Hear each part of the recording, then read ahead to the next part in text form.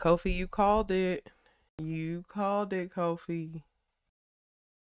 You said Monet was going out, protecting her babies, sacrificing herself for her baby.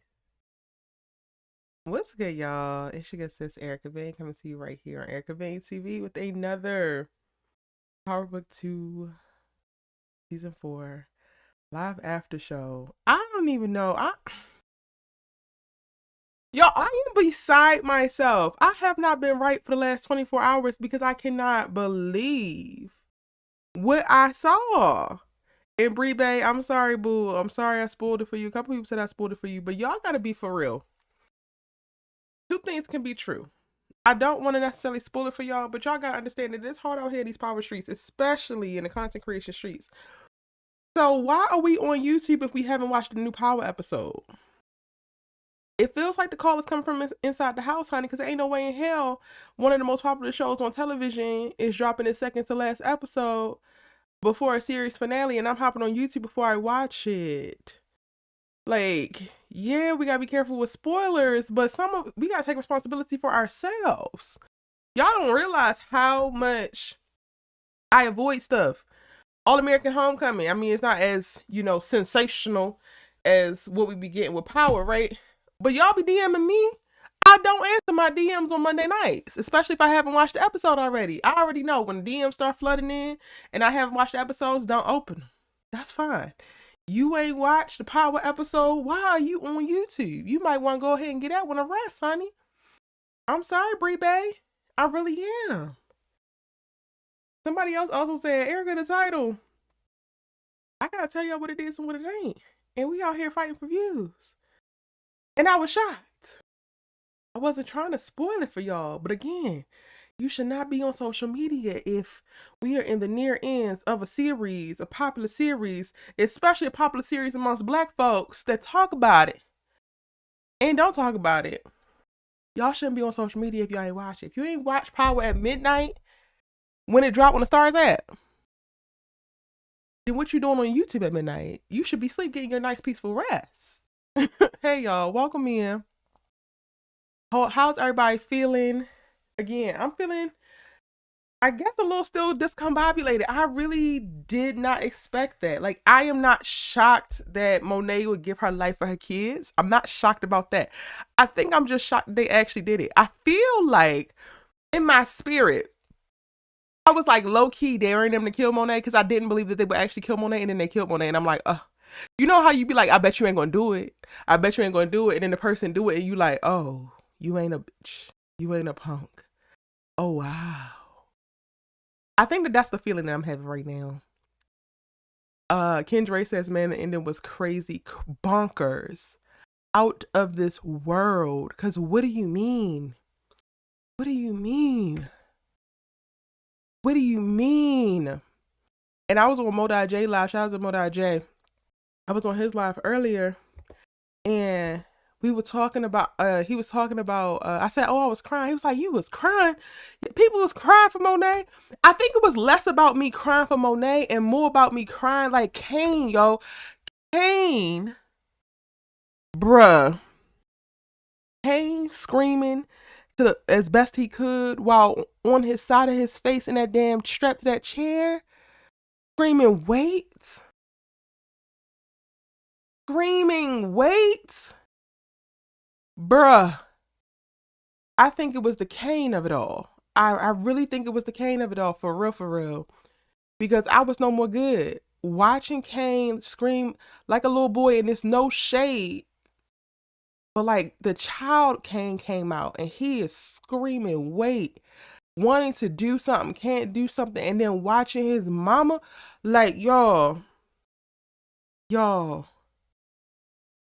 Ooh.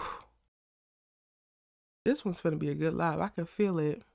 Kobe said, dear mama, you are appreciated. Poured out to Monet, Tejada, Donald for her babes. Yep. DeMarcus gave this episode a solid 10. Y'all drop y'all's ratings for the episodes in the chat. On a scale of 1 to 10, what y'all rating? What y'all rating episode 9? Hey, Candy Loves to Talk TV. Hey, RTG. Hey, Bree Bay. Hey, Kendra. Hey, DeMarcus. Hey, Kofi. Hey, who is Harper? And DeMarcus, shout out to you and thank you for the super chats. DeMarcus says Monet died doing the Mary J. Blige dance. I can't with you. No, quiet as Cap Marcus. She died looking like Cleo from Set It Off, and that didn't help either. Cause y'all know Cleo, when Cleo died from Set It Off, that was sad. Day after, I think that was playing in my head too. I couldn't, like, she looked like Cleo to me. I don't know about y'all, but Monet looked like Cleo to me when she was getting taken up out of here. And DeMarcus also said Courtney Kemp wrote this episode. Did she really? I ain't even checked the credits. That makes so much sense. If Courtney wrote this episode, that makes so much sense. And I wouldn't be surprised. We're going to talk about this towards the end because we ain't here to talk about Courtney Kemp. But I have some thoughts. Just knowing how the industry is right now, how it's getting real. And quietly, some production studios are shutting down overall deals. And remember, like 4 years ago, everybody was getting overall deals and getting paid to do this, and Courtney wound up leaving the Power universe because Netflix had paid her a certain amount to launch something new, but we ain't seen a new thing yet. Now it does take years to do development, but I have some thoughts. So remind me at the end of this live so we can talk about that and the potentials of what might be happening in some type of transformation with the Power universe, and if Courtney Kemp is going to be returning back full time. Because she stayed an executive producer, but she left to her capacity of showrunner and like full time with the universe a while ago to go pursue other endeavors with Netflix. Let me see what y'all saying. Hey Janelle, hey Elizabeth Lassiter, how are you, boo? Hope you got his black Air Force Ones on tonight. He ready to ride.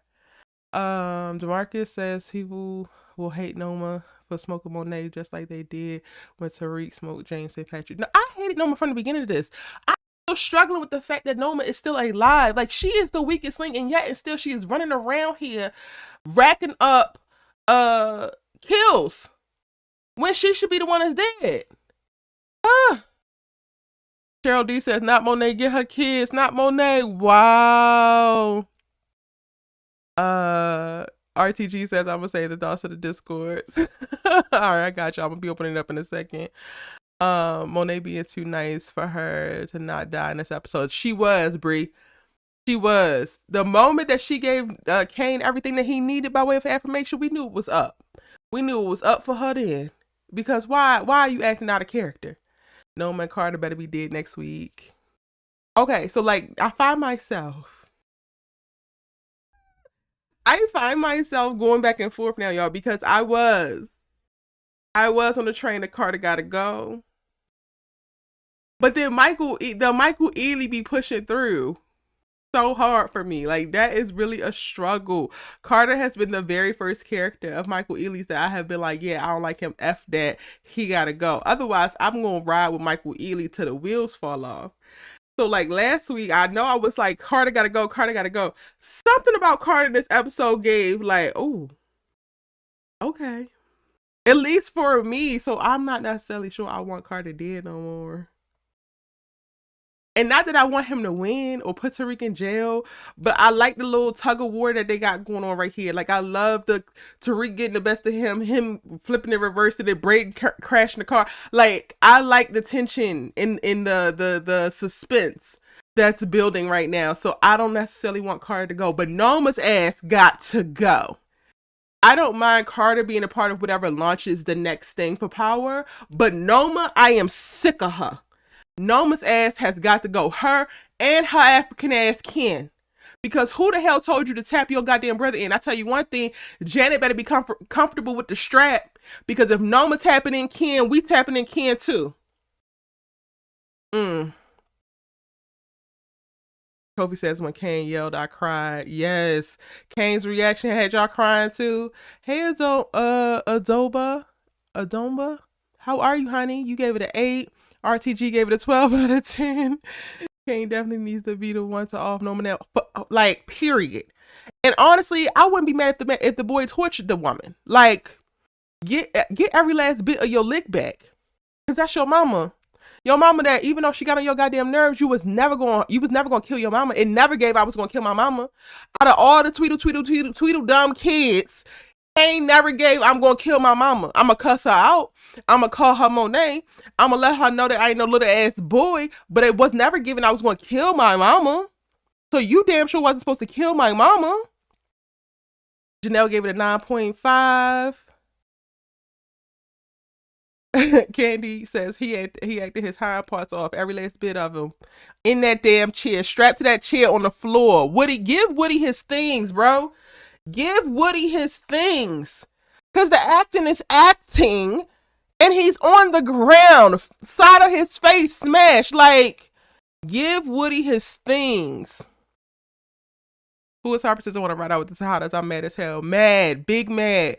Kendra gave it a 10. Michael Foster gave it a 10. Bree gave it an 8.5. Cheryl D gave it a 10. Nikki Baby gave it a 10. Hey, boo. Welcome in. Y'all said 10, 10, 10s across the board. Okay. Elizabeth Lassiter gave it a 9. Monet Def will activate Kane. I missed the Reckless and Erratic Kane. Yeah, that Kane coming back. For sure. That Kane is back to stay. Davis got his first body. And I was surprised that it was his first body. Janelle says, I'm a Michael Ealy fan. He is earning his pay every ounce. Michael Ealy is earning every cent. Every cent. It is so diabolical. Diana activated now. I didn't even know Diana could get activated, but I'm looking forward to seeing what comes next. Because Diana pisses me off, and she feels like a liability. Maybe she stops being a liability now.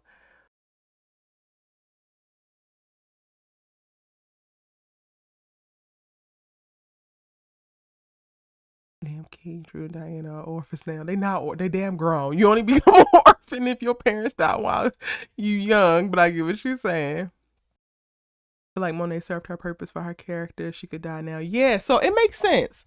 It sucks, but it makes sense. She did everything that she needed to do. And she redeemed herself in her kids' eyes.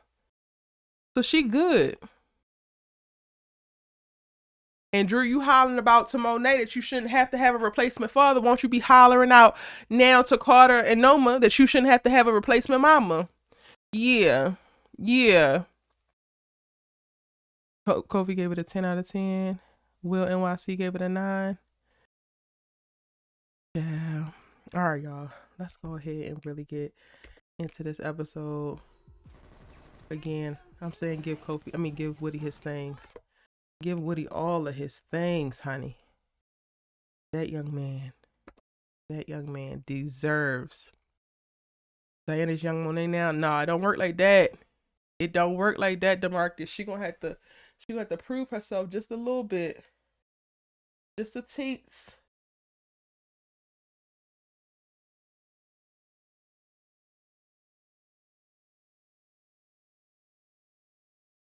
Erica.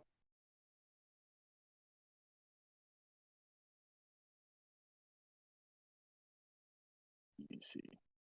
You can hear me?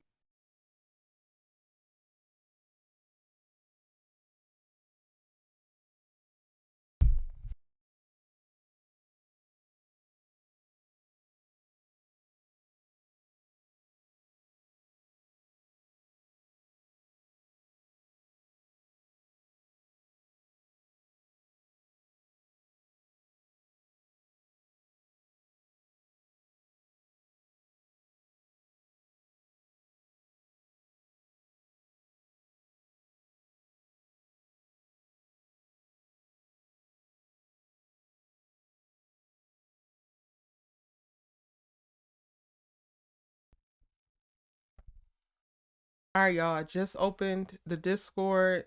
We're going to start off with y'all. Let me know y'all's thoughts, y'all overall thoughts. Before we jump into anything specific with any character, with any plot point, with any scene, if you call in right now, go ahead and tell me how you feel about the episode overall. What's the thing that triggered you the most? What are you most excited about? What are you most surprised about? You got 60 seconds. Come in, sound off, land your plane. And let's start this discussion. DeMarcus says it came full circle that Drew and Diana saved Monet and Tariq with the Russians after putting a hit on Monet by using Tariq. Yeah, that is the piece that Monet needed. Monet needed that piece before she could die to know that she was really good. She was good with her kids. So even that, all it was so much it was so much foreshadowing in this, and like clear signs of like setup of like, yeah, she's getting up out of here. Hey Rye, how are you? I'm sick. I'm sick. Janelle Extremely says I sick. applaud the acting in this episode. They knocked it out of the park. Hey I Rye, can you hear me? Yeah, I can hear you. Because I cannot hear you. Oh boy. Hold on. 1 second.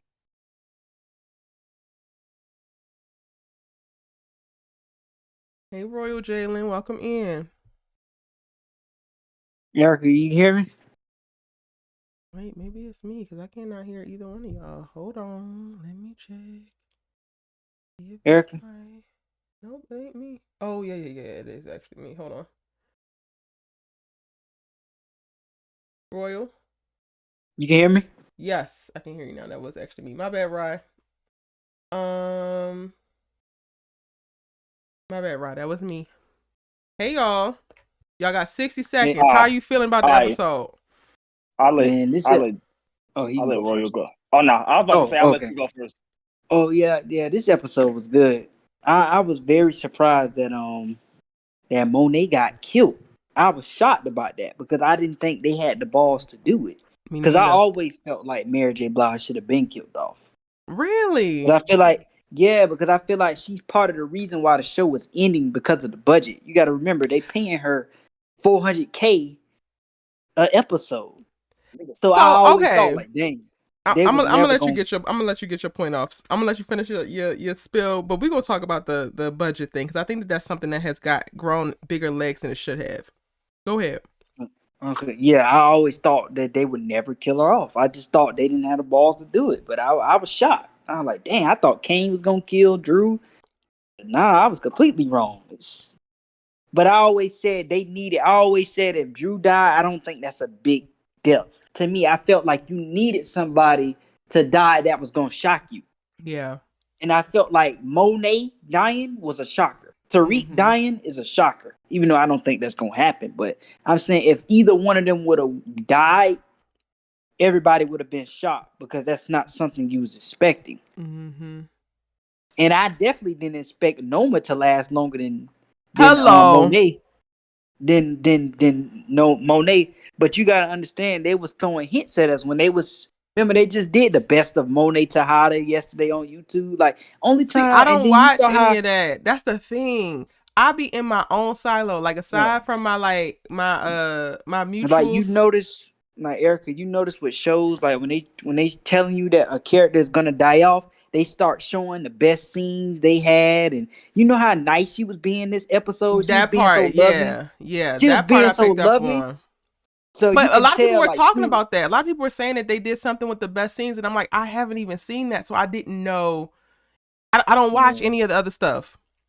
yeah, but I still didn't expect that though. Like to see it full time, it kind of sad. Like I'm like, dang, like that scene hit hard. I was like, It dang. really did. I don't know if maybe it's just me, but I was literally taken back to set it off. I felt like she Yeah, fell it did. exactly It like did Cleo remind. fell. Yeah, it did. Yeah, it did. But the only difference was Kane was tied up. And he had to just sit there Mm-hmm. and watch his mama die. Mm-hmm. I was like, dang. So was you shocked? Hell yeah. I was Mm. shocked. I sat for 30 minutes after, like, just staring at my computer, like, okay, I gotta talk about this. What the hell? But Ryan, what you think? What's your thoughts? Oh, I'm sick. I'm sick. I'm full of mixed emotions. Why they do my dog Monet like that? But I'm not gonna lie. She went out like a G. Like I was shocked that she died, but like I'm not as upset that she died just because of the way that she went out. I feel like she went out in the this episode was the perfect ending to her character arc. Like everything Yeah. came by full circle, and I agreed with Kofi. I said the only way that she fully redeems herself is that she gives her life for her kid. And it's so crazy because like when I was looking at like all the comments and like in the live chat, and people were saying that like that it was Tariq's fault that she died because he butchered the mission. Low key, it's Tariq's fault that the mission failed, but Monet's death isn't on him. If anything, it's on Kane. That's what I would have Because to toss it up between the two of them, because you could trace it like either way. If you never put in this position because we're not marrying Noma, then Tariq butchering his side don't even matter. But Tariq in that goddamn confessional, like, it's the need to make the speeches for me. Like, I was so irritated. I was so irritated because any other time, this man Tariq don't talk. He don't talk. He probably say like some slick shit. Then boom, you no. Now you want to have dialogue. And then when Carter hemmed him up and put him in handcuffs, I'm over here thinking Braden gonna come out the cut and get Carter. No. We just watching surveillance tapes. They just watching. We like y'all watching surveillance tapes. Though the whole time Carter got Tariq handcuffed, smirking like he got a secret. It's like they was watching their stories. Like, what are y'all doing? Why are we not moving? I mean, I know why Braden cokehead ass is not moving. No. Braden over here having a good time. He had the little vial of coke. He had that ooh wee. That man said, "Effie, you want some?" I said, "Oh, okay." But y'all also gotta understand it was supposed to happen that way. That was the only way Monet was gonna be able to get killed. Something had to go wrong. Something did have to go wrong. So you had to kind of like stall like that. True. It was either gonna be her. It was either gonna be her or Kane. Right. But let's really talk about it though. I feel like from season 1 to season 4, Tariq's plans have been brilliant. Right. Yeah. This one was completely stupid because this whole season, right? Season 1, not season 1, episode 1 of this season, they took out a good chunk of Noma's army. So she barely had any soldiers. Y'all wait till the wedding when family coming and flying in and security guards here to try and kill her. This is what we doing. We wait until like she's fully securityed up. This is what we doing.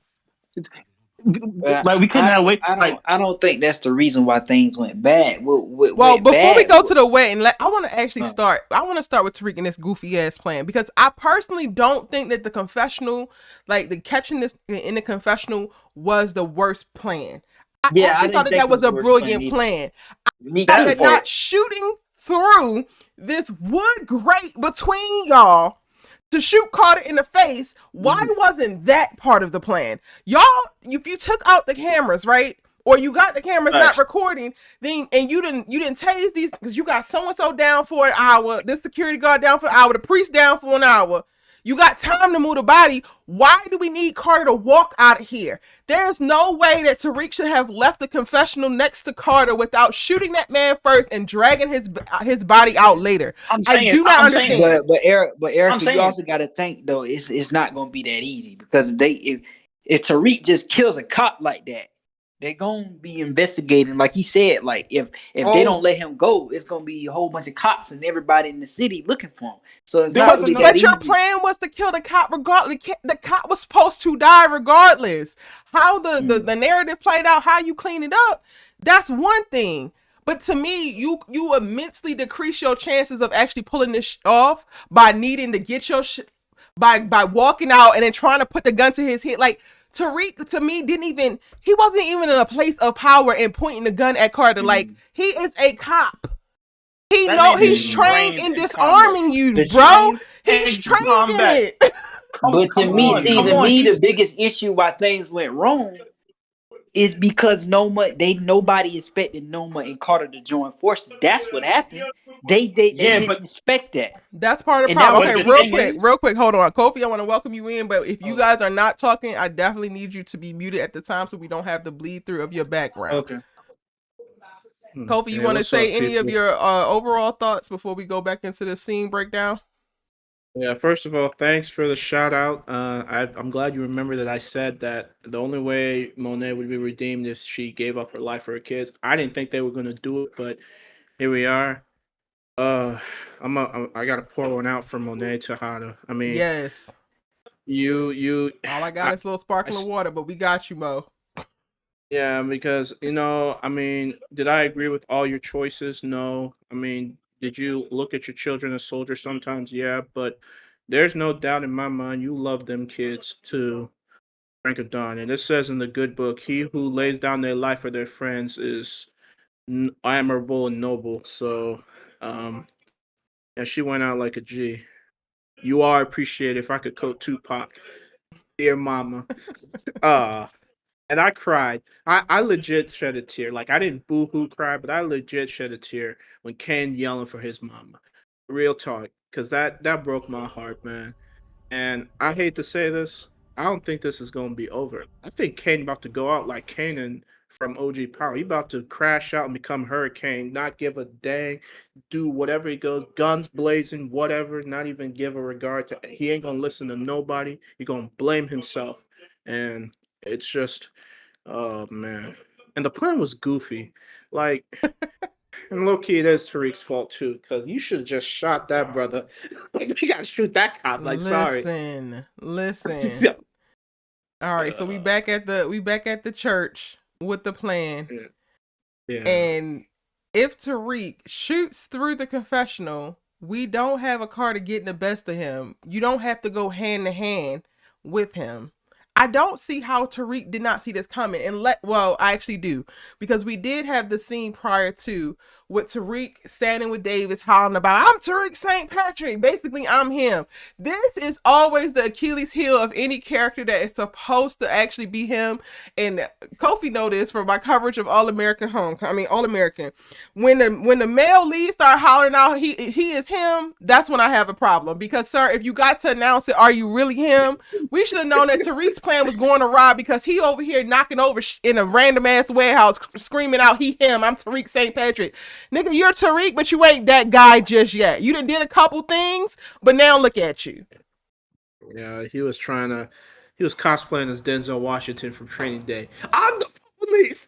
King Kong ain't got on me. Like, or from American Gangster. They tried to kill my wife. It was ridiculous. It's ridiculous. I don't understand. Like, y'all, look at this. You have the upper hand. You sit in the confessional. He gets into the confessional, has no idea anything is awry. You come around, you put the gun to his head, you have him back out, and then you have him face you. You don't even keep his back turned to you. Like, everything about this for me gave Tariq, you want to lose this moment, because you literally gave this man a fighting chance. Yeah, goofy, just goofy. If it wasn't for Braden, you'd be dead, bro. This is the second time he done saved your life. I'm not too much on Braden. I'm not going to do too much on Braden. Right or Royal, you want to sound off? You want to finish your thoughts from before? Let me see. Where was I? You go. Yeah. Where was I at before? Like, and this is what I'm saying. This is the one inconsistency that I have about about season 4. It's like the same thing that they did to Ghost in like end of season 5, season 6. Ghost and Tariq started making mistakes that they wouldn't have made in the earlier seasons. Even when they took out Agent Young and episode 1 of season 4, Tariq did not make the mistake of having him face him, and at the same time, he did have Braden with him in the first place. And Carter's a detective. I don't know why he thought that he could do that by himself in the first place. He should have had Braden there just in case something went wrong. Because anytime Ghost or Tommy had to take out a connect, I don't remember either one of them doing it by themselves, except for when he killed Jason in that elevator. I agree. I think the problem with that, though, is Braden right now has been so damn inconsistent. So I personally feel like maybe he didn't actually include Braden on this part because of the whole drug thing that he can't seem to control. And so it's a couple things that work. Tariq is feeling himself and his ego is getting out of hand. Brayden cannot be damn trusted because he turning into a cokehead. If anything, like maybe, and I think that Tariq wouldn't want to put Effie in this position, but like I would, if he needed he did need somebody. I would have rather him had Effie as well because I don't trust Brayden's erratic ass. Like after what happened at the damn random ass drug dealer's studio apartment, I don't know if I'm going in to purposefully murder anybody with Brayden's ass because Brayden to me feels like he's waiting to go to jail. He's going to get caught for something. We just don't know what of the things it's going to be because he's that sloppy. Honestly. Yeah, that's real. I can agree with that. Hold on, Kobe. Was the plan- Royal? But yeah, the way y'all saying, I don't think it's gonna be that easy though. The way we saying that none of the events would have taken place. So it had to happen that way, the way it went. But I don't necessarily think it's Tariq's fault. I really just think Carter and Noma teaming up really hurt the whole plan. Right. Okay. That's but so to that point, think, what do you think about Carter? I mean, about Monet and Tariq not really putting respect on who these people are. Like, to me, the plans got real funny, real goofy way back 2 episodes ago because y'all were going so hard in the paint to try to get these people on the opposite sides, and you never even considered what happens when they come face to face and have a conversation. Oh yeah, true. Because they all got the same enemy, so I guess they weren't thinking like that. Because we don't really know what Don Carter's true motive is. So I guess he was thinking, oh, he trying to have me and Monet under his thumb, so maybe he gonna have Noma, because Noma, she's what happened in London. She killed her husband and all that stuff. She hot right now, so maybe that's what they thought. Like, okay, Carter gonna want her too. But because Tariq and them not being cooperative, they just gonna join together to take them both out. Yeah. But that's what hurt them, because they didn't expect that. They didn't expect them to team up. If they don't team up, none of the stuff that happens. Because I don't care what plan Tariq came up with. I still think it go the same way, because they didn't expect the whole thing with Monet and Tariq going at the same spot at the same time, and the Russians almost killing them. Mm-hmm. They just had a better, more plan. I felt like Noma and Carter was more prepared. Like, because I didn't even expect Noma to be thinking like, dang, can I really trust Kane? Because to me, Noma's not really a big threat to me. I don't really consider her at all. Like, so I wouldn't have thought. She seemed like she only need dudes to help her. You get what I'm saying? You never see her really put in no work. It's help me. It's like somebody's always helping her do something. It's never. Yeah. You get what I'm saying? Mm-hmm. So I never thought that it was gonna go that way. But yeah, I think regardless of what Tariq would have done, I think them teaming up kind of messed up their whole plan. It did. But I'm still going to hold Tariq's feet to the goddamn fire, because not only, y'all, in rewatching the scene, not only did he let Carter turn him face to face, he turned Carter around himself. Y'all see how cool, calm, and collected Carter looks right now? Carter ain't never been scared. This should have worried Tariq. Kobe, what do you want to add? Carter's 3 steps ahead, bro. And now that they got him hemmed up in this warehouse, what's the plan? Like, for real, what's the plan? like what are we doing? Like, what's hold plan? on. We still at the damn church. We ain't even got to the warehouse yet. We still unpacking these moments here at the damn church. Carter knew that he was good in this moment. When Tariq spun him around, he knew he was good. And it wasn't even just because of, oh, I got tape on you so you can't kill me. Tariq, you're looking in skinny jeans. Relax. And this probably will be Tariq's undoing. Like, while we have seen him on the journey to becoming his dad and becoming Ghost, I think that Ghost did a better job of checking his ego, which is how he was able to rise the ranks and how he was able to move in silence and build all that he built. When we meet him, Tariq is going to be his own damn undoing. That's what it feels like to me. Yeah, but honestly, I hope he fix it. Like, he get it together by this finale. Otherwise, it's just gonna be a dang disappointment. But I feel like they never really changed Tariq's character development. I haven't really seen any growth. It's been the same thing since season 1. You He don't think feel he like the goes. baby. You don't feel like the baby. You don't feel like the almost Nah, I don't. I dying. You don't don't feel think. like I any don't of think those he's. things helped him. I don't. I don't think his character development is really just been the same. He hasn't really. It hasn't. Nothing has. You. I don't think nothing has really changed with him. He's done the same stuff he's always did. He come up with good plans sometimes. Sometimes his ego get in the way of what he trying. Cause he thinks he's his dad. He thinks he's better than his dad. You see, I'm better than Will. All the times he say he better than Ghost and he was smarter than Ghost. No, he wasn't. You Yeah, gotta I think he. understand, I think Ghost. he says that he really thinks that he's better than Ghost because he killed Ghost, and it's like, sir, if you don't understand at this point, 4 years out, that your father, well, not 4 years, it might be two Yeah, now, but that your father let you kill him, then we already like you already lost if you don't yeah. seem to understand that. And anybody can kill anybody, but that don't make them ball big and bad. Anybody could die. That don't really Mm-hmm. matter.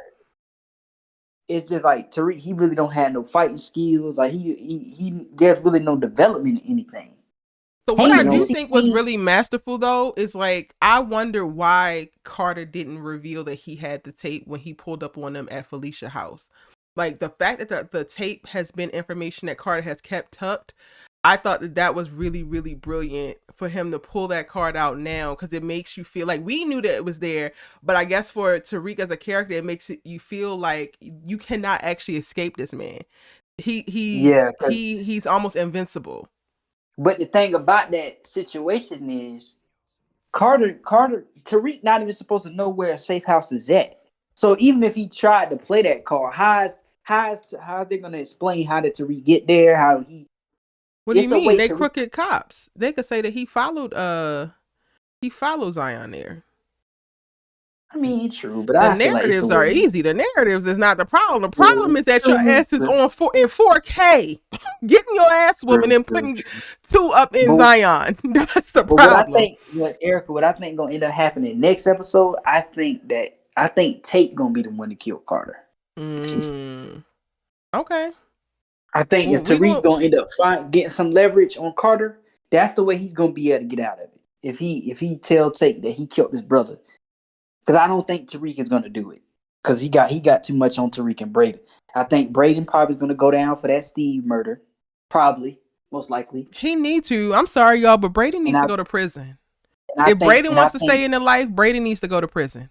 and I think Braden and I think Effie end up dying trying to help Tariq. Oh my. Can I say something? I think Yeah, she go end up for it. Go dying ahead for it, Rye. trying to help Tariq. Like even like going so going back to like Tariq, like I was gonna piggyback off of what Roy said about Tariq not having any character development. Tariq I wouldn't say he doesn't have character development because he does go from like saying that he's not like his dad to admitting that he has parts of his dad in him. But Tariq, like in seasons 1 and 2, and this, I feel like this is one thing that a lot of people like. People wanted how Tariq is in season 4. Like everyone Mm-hmm. wanted Tariq on Demon Time. The thing about Ghost was Ghost could be calm and collected and be on Demon Time at at the same time. But Ghost being on Demon Time didn't affect his ability to think, and his ability to think didn't affect him being able to go on Demon Time. It seems like with Tariq, like when he flips, he lose. Like when he flips, he loses one. Like when he's completely when he's thinking and he's thinking things through and he's calm and collected, he don't got that dog in him for real. And then when he has that dog in Mm-hmm. him for real, He he ain't thinking. he loses he's not thinking. And I feel like that's the problem. And I feel like it's the inconsistencies in the writing. It's like it's been multiple people throughout the whole series that have even said that at the age that Tariq's at now, when like Ghost, it's been said that Tariq's better than Ghost at that age. So if Tariq's like 20 now, it's been said that he's better than the 20-year-old Ghost. But I don't see No, it. but you It's but you like also got to understand though. Ghost had more experience though. He had more veteran like drug dealers around him. See, Well, he's talking in about this, even going back to like he said, there has been actual characters that said that Tariq is better than his dad at his dad's age. So at some point, Ghost hit some type of acceleration, or maybe it was just clarity in what he wanted. Because that's another thing I'm struggling with right now. Like, we're supposed to be hinged on the idea that Tariq is fighting to get back to Tasha and to Yaz, but now we have lost the guys of like, he don't know where they at, he don't know if they stay. He over there beating up old roly polio down at the Big Lots and running to get his advice from his mama. So it's not like they're not like they're removed from them at all. It's like, what is Tariq doing all of this for? I think Tariq, I still think he's missing a lot though. I just feel like he don't have the fighting skills, like the way Ghost was. I don't know, maybe because but you comparing the way that Ghost was then, like when we met him to him at 20, and we got to take it off of face value. We got to take it off of face value of what the characters have given us in reference to saying that Tariq is better. So I would argue that I understand, and I could totally see Tariq having a leg up to getting where Ghost was, because he was exposed to a Ghost very early on. So I don't doubt that he might be better than Ghost at 20 years old. However, there is something to be said about him not actually utilizing those things, and him basically being held back by his privilege and his proximity, because Ghost had to work for the connections that he had. Ghost had to work to build the network that he had. Ghost had to actually, like, brick by brick, build the army, get the corners, do all of the things. And a lot of things come very, very easy to Tariq. So, you know, I think that maybe two things can be true. There could be less character development than we would like to be happening, and that part could be the like thing that's like making it seem like there's no character development. And then also Tariq could wind up being his own Achilles heel, and maybe he never actually arrives to the point that Ghost was in an adulthood because of all of these things right now.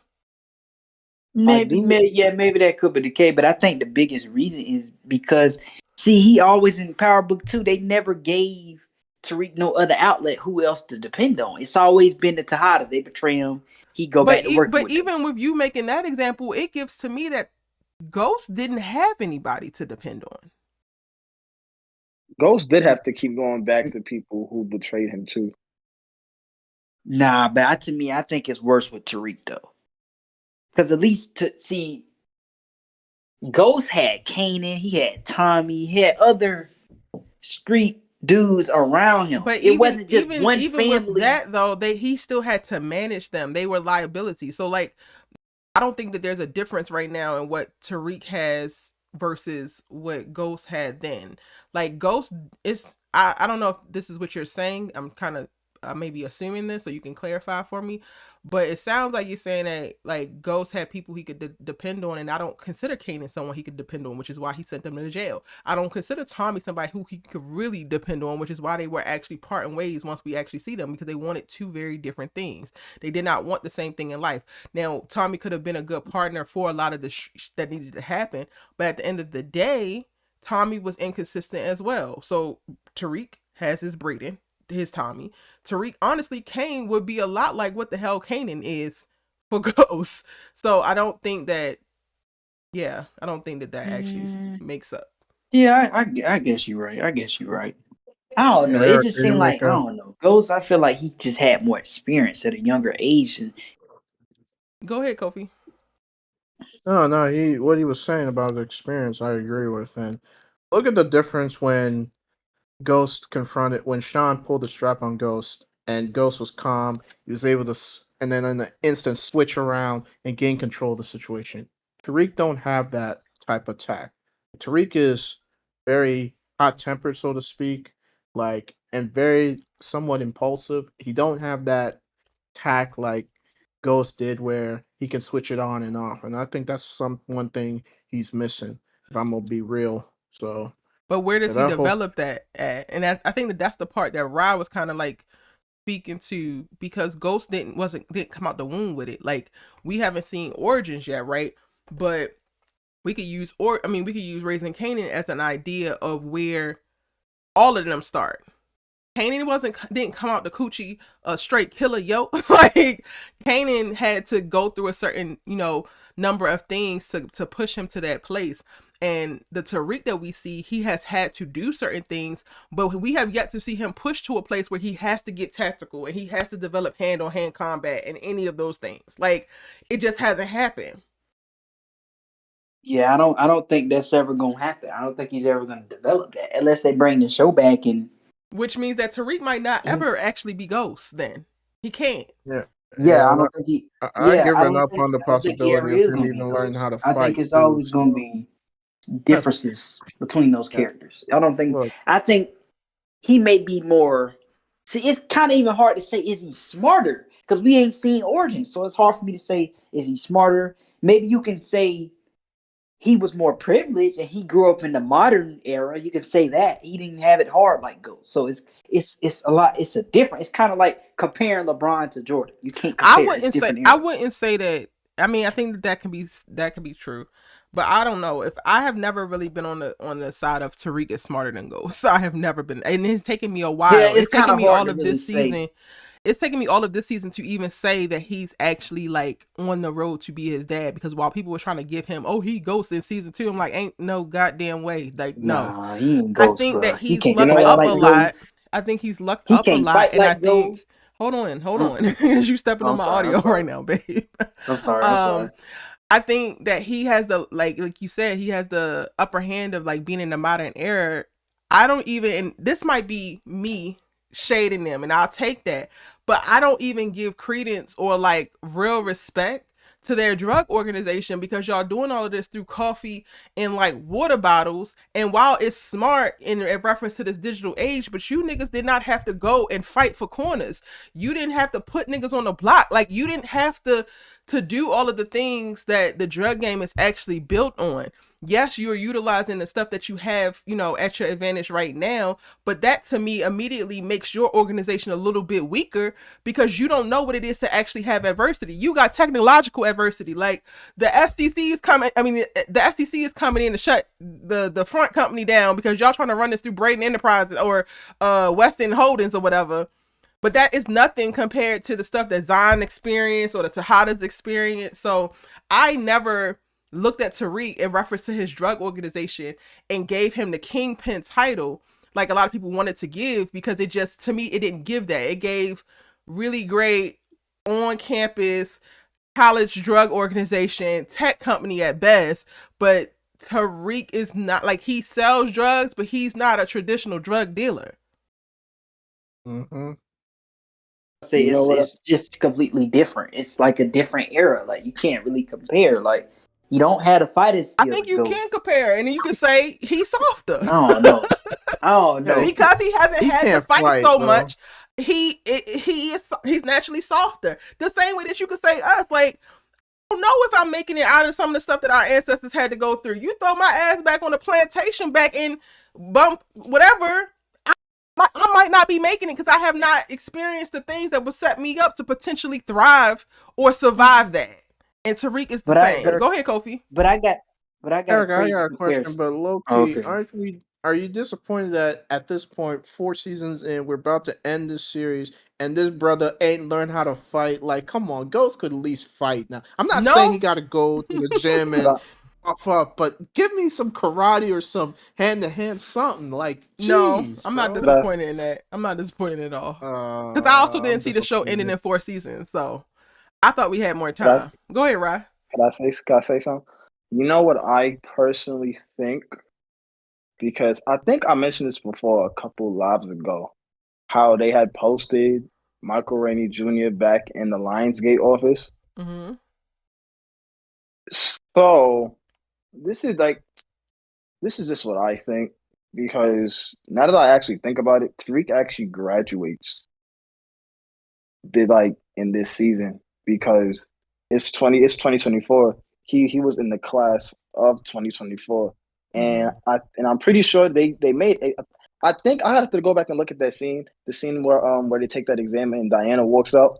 Mm-hmm. I think they put emphasis on the fact that it's their final exam. So I personally feel like the whole point of of like all 4 seasons. I feel like at this point, I feel like Tariq is gonna get another spinoff because they did a great job this season. I think they showed Tasha at the end of last season, and they showed Tasha again 2 or 3 times this season. So the one thing that like they keep doing this season, they keep bringing it back around. Like every time you see Tasha and you see Yaz, it brings it back around to okay, this is what Tariq's goal is. Tariq's goal is to make it back to his family. But I feel like they're setting it up in a way, especially like they're setting it up, especially with next episode, that Tariq will probably get back to his family, but he'll lose everything that he's gained and worked for in the past 4 seasons. He'll get back to his family, but he'll get broken down to the point to where like now he has to do everything over again. I personally feel like this season is probably gonna end because they've foreshadowed it a couple of times. Like back in season 1, where he was talking to Tasha and he said, "Oh, Ghost used to say that drug dealers only end up in jail or dead, but I think I found another way." And then at the end of that season, he helps Tommy fake his death. I very much feel like it's gonna get to a point. I feel like the series, at least book 2, Ghost, is gonna end with Tariq faking his death, which means he's gonna have to start all over again from scratch. And I feel like that's when we actually see him develop, because Tariq has all of the tools to be better than Ghost. He just doesn't know how to utilize them correctly in the way that Ghost had a mastery over at a certain point. Because even Tommy didn't know how to fight. Ghost had to help him, and we see that Tommy knows how to scrap now. But like, I just feel like they dropped the ball with the writing. It's like y'all mentioned so many things about Tariq, foreshadow so many things, and then just don't follow through with it. Yeah, Tariq was supposed to be on the revenge path this season. Episode 1 of this season set it up perfectly. Perfectly. Tariq hasn't had any type of revenge. I would like to think, I would really like to think that Tariq set up everything for Monet to actually, because he knew it was gonna end up with Monet getting killed, and that's his way of taking out the Tejada family without actually having to take them out himself. I would hope that's the plan, because we still don't know what Davis and Tariq's plan was this whole season. Like when he sends Davis over there, we still don't know what his plan was. So I would like to think that this is part of his plan to take out the Tejada family and take out everyone and get to a point to where like he can fake his death and start over with his family. I would like to think, because I just can't see how he because Tariq has so much potential as a character that they're not gonna kill him off. I was fine with Ghost dying because he had reached the pinnacle. He reached his true potential. You saw what Ghost was capable of.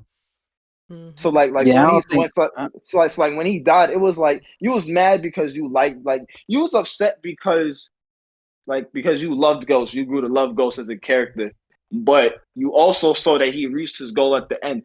Tariq hasn't really reached his goal at all. It has so much potential that I don't see him dying at the end of the season. But I do. But I feel like he'll make it out, but just not without. I don't think loss. Fake his death though. I don't think it's needed. I think Tate's going to be the one to take out Carter. There's no reason for Tariq to fake his death.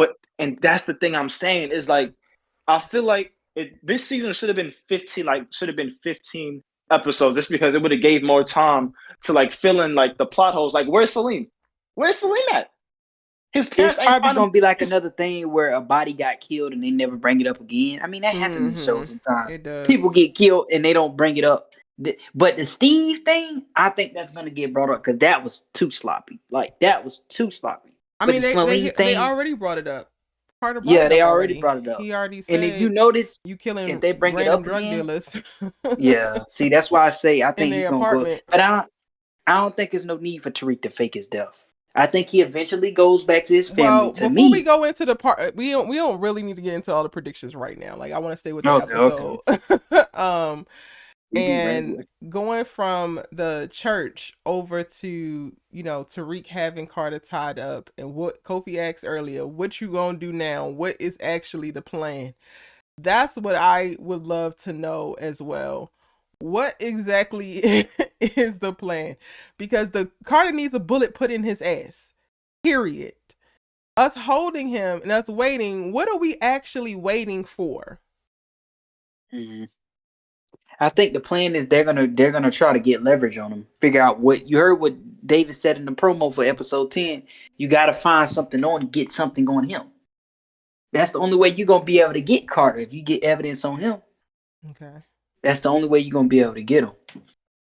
And they gotta somehow bring Tate into the fold. Somehow Tariq has to tell Tate that he killed your brother. Because to me, that's the only way Tariq is gonna get out of this. He gets evidence on Carter, and he's able to tell Tate that he killed his brother. Because if But none Tariq of those doesn't things even happen, know that. We don't even have Tariq having knowledge of Kamal being dead. that's him and Tate are cool, but they ain't buddy like him and Davis is. Tate ain't calling him like, yo, my brother died, can you pull one out for me? Like, we haven't seen Tate and Tariq interact in quite a while. So even the bridge for that to happen, that is his ace in the hole, right? That is the thing that helps Tariq gain leverage. But I'm not it even could be a seeing what. situation where Tariq tries to get information out of Nico Carter. What about that? What But about Nico how? say he? And how and why? Because from what we were given, and this is, you don't have to answer. I'm just saying, like, that's something for us to really think about.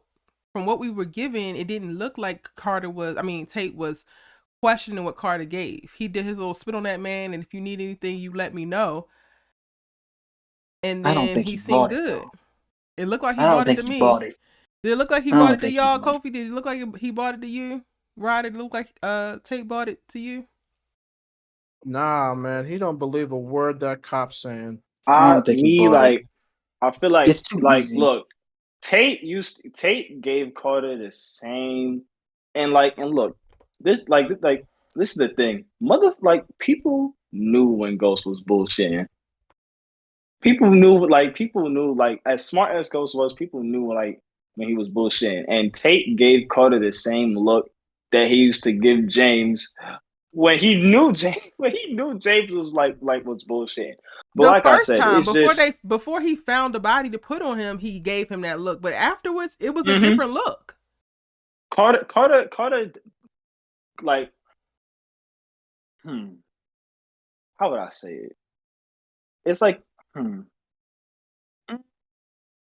you can tell Carter's demeanor changed when he I was know talking that. to I'm not people. negating that at all. Carter is a horrible liar. Period. But what I'm Yeah, saying is there was a very clear difference in Tate. Like, you need to figure out who killed my brother, do whatever it takes, and like, you ain't got no answers to anything that you need. My door is always open. Those two were very, very different. And I think that they were done right. purposefully different. I don't necessarily know if we're even seeing Tate in the finale. That's what I'm saying. Like they didn't have enough episodes in this season. Like they needed a good 15 to fully flesh out the story. That not to say that what they're telling in this season isn't good, but just to give a more full flesh out story, like a story that could have been better, because Tate was definitely underutilized For this season. real. Like he was But definitely And to under Lincoln, so under. I think it's brilliant of what you're saying in reference to Lincoln and like Tate being the one to take out Carter. But I feel like, one, we would need more time, because if anything, Exactly. we're thinking about like, all right, so Carter and Nico met with Noma early in the episode, and they're like, oh, it's some bodies in there, whatever, but forensics takes however long forensics takes, so we don't know. When the forensics come back, and then it was the Russians that was in this car on this shutdown ass amusement park, and it goes across the news, and then the news also says this person was linked to this particular person who killed officer such and such Tate.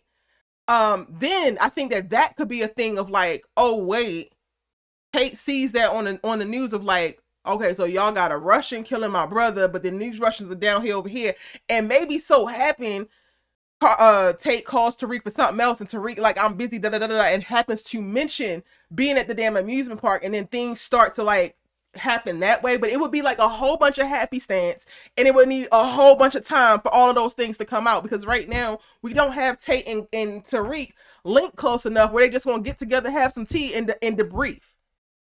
You see what I'm saying? Yeah, but it gotta be somehow they gotta get something on Carter, because I don't see where it's going.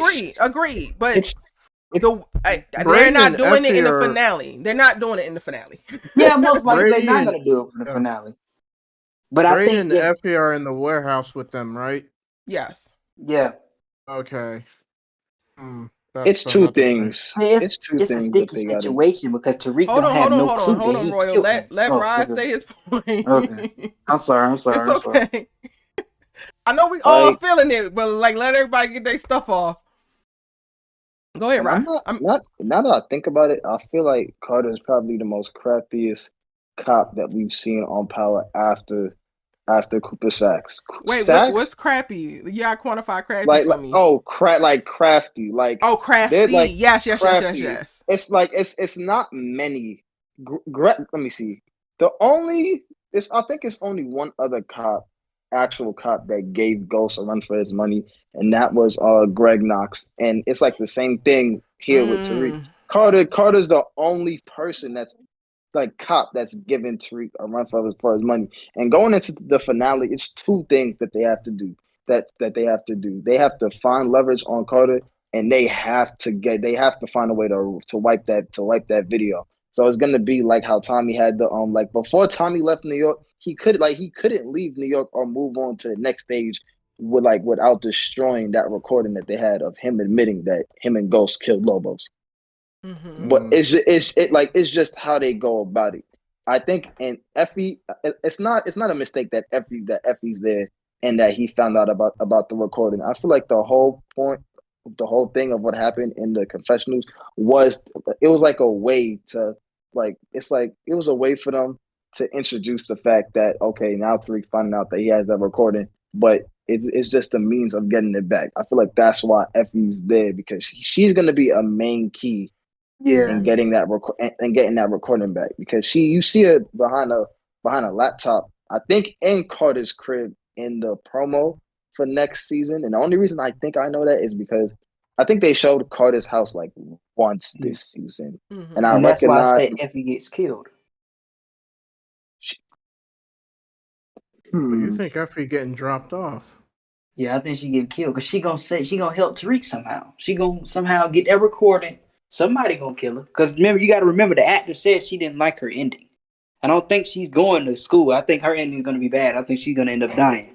I want y'all to take what these say with a grain of salt, and I say these because with all love, but they all have gone to the 50 Cent School of Marketing. Okay, like. Facts. Alex Apri could have did an interview saying she didn't like the way her ending was. That could mean anything. She could have not liked her hair and she wanted a different outfit. Don't trust that. Do not. But she ain't getting no happy ending though. I don't think she ain't finna go off to school. Remember Zeke tried to go to the NBA? Right. So then technically any ending would be, if that's what she wanted, any ending would be, I don't like it. She could still survive and be in jail. She could still survive and be maimed. She could still survive. Like, I personally don't have them killing Effie. But, that's just me. Can I ask a quick question? Yeah. Just because sometimes I gotta. So back in Power, right? When Tommy ended up, when you see Tommy ride off on his way to Cali, right? Like leaving New York. Was Force announced at that point, or were the spinoffs officially announced after the fact? It wasn't announced before. You said it was announced before? Mm-hmm. I just don't know. I don't know no more. Oh, Big Kev says that if Tariq questions Tate and he replies back that Carter's a good cop, Tariq can give Tate what Carter does. That's a valid point. That's a valid point, Big Kev. I just have this strange feeling this is going to end on a cliffhanger that's going to piss me off. 100%, yeah, Kofi. I think so too. Prepare yourself now, y'all. Prepare yourself. I don't even drink, and I'm like, do I need a glass of wine next week? Because what the hell, Lionsgate? But Erica, I don't think this the ending. I don't think this the I don't ending. think it was either. I honestly think definitely that not. it would be the ending if they would not have told us that this was the final season if it was actually the final season. They would not have told us. They would have just, because no network really wants to eat that type of heat behind their number one show. So I know 100% this is not the end. Because if it was, we would not know it until the finale. Too many views. 10 million views? Oh my gosh. That's 10.5 million. And they've done a lot of like, it's like, okay, the final season is just the final season. Okay, cool. But they've done, it's like, I don't know how to explain it. It's like they promote, it's like they promoting the final season to promote the next, like, the next season. I don't know how to explain it. No, I get what you're saying. It's like they over promoting, like y'all over promoting a final season. Like how many interviews have y'all done? I get what about you're the saying. About the final season. Michael Ramey was just on Good Morning America. They've done a lot of, like, it's a lot of way more press than they have done this entire time. But real quick, because we all talking about the final season, and I want to go back to a point made about Mary and the budget, and I know that everybody was running around here like, oh, Mary had to go because she cost the most. Y'all, I think that y'all are giving a little bit too much credence to the budget thing, because power is the thing that is keeping stars alive. And they have untapped potential, and they're not actually getting money in areas that they could get money. We have not seen any official power merchandise. They could fund the show with that. We have not seen just additional avenues for revenue with product placement, all types of things that they are actually choosing not to do. So while yes, Power is an expensive show, it is not a show that they have to end because it's too damn expensive. So I want people to stop like running with that narrative. That to me, nobody says that when Game of Thrones is in its 4th season and now all the actors are getting top billing and they got 10 people who with main storylines that they got to carry and they got to pay. Ain't nobody saying, oh, they're killing this person off because of money. It's not that. I really want us to put that to bed. I think that the story has to lead first. And because they are trying to launch into a new era of power, they're being tactical and strategic in that way. Mary did not die. Monet did not die because Mary J. Blige cost too much. I promise y'all that. Eric, I think though, to me, I still felt like they should have been killed Monet. When you say that, or you felt like this was the right agree with that. Why we didn't like the things that she was doing, Monet created a really great fool for multiple characters, and all the dramas are the story around the conflict that characters experience. If you don't have Monet very early on, you don't have any of the internal conflicts with any of the Tejada kids that actually push their development. Like Monet is the fool of like, they have to fight to be who they want to be. That's a very real thing, whether you have a mother who is supportive or not supportive. That manifests for people in reference to their real lives in various ways. Like if you are a queer person, that's a journey that you understand, because society is not always accepting of being queer. You got to fight to be who you are. You got to fight to express yourself. It's a similar thing. So Monet provided that for that. She provided additional conflict and resentment for Lorenzo and the male characters who are seeing her as a love interest, creating a narrative with Tariq of like, she treats this man like she should treat her sons. That all of that provided beautiful flavoring, I think, for what is this particular spinoff. So no, I think that Monet leaving now is the perfect time. Mission accomplished. She did all that she possibly could do by way of wrongs as well as by way of rights, and they all helped to serve the story. Crazy thing is though, if they was potentially having a season 5, if there was never no cancellation, it'll be a season 5 without Mary J. Blige. How would that look? I think it would look fine. Because you now, think so? Yes, I think now with Monet dying, the Tejada kids are more interesting. Because for me, the only interesting one of them is Kane. I don't like Drew is talented.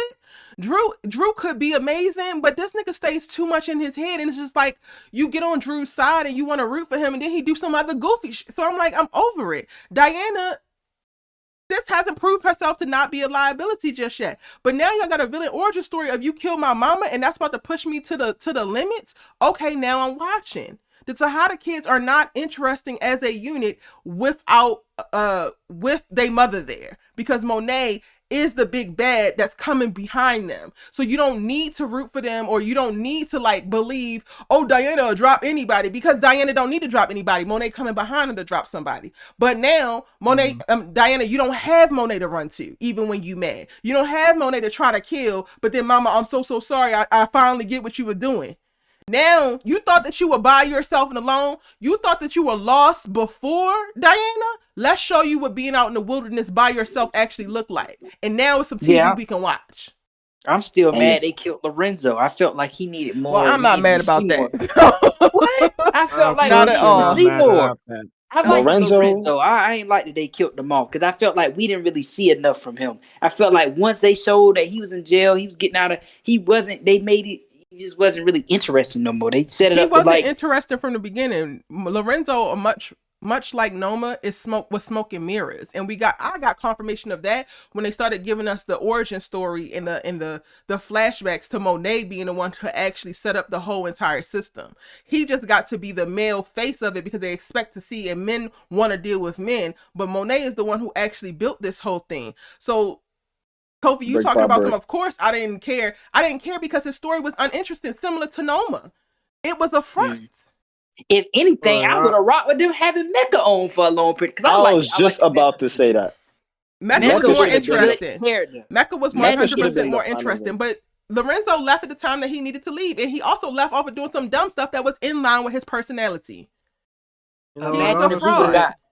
Imagine if we got Mecca and Don Carter in season 4. If Mecca would have never died, that would. I don't think that we would have had no issue with Mecca and Don. They would have been working together. Go ahead, Kofi. Honestly, I should have seen Monet dying, considering that she was fighting for her life in the first episode, and she was speaking to the ghost of Lorenzo and Mecca. Like, that should have been Easter egg to me, telling me that she wasn't going to make it out of the season. But I didn't think they were going to commit to it, be quite honest with you. I think it was in that first live we did for season 4, that I mentioned that she had to do some sort of self-sacrifice in order for her to be redeemed, because I deemed her the worst mother in the Power universe, be quite honest with you. So I don't know how that's the case when Kate Egan exists. Yeah, I mean, I don't know. Like, that's just me. I don't think she's on the list no more, because what she did for her children was noble. But yeah, go ahead, go ahead, Rye.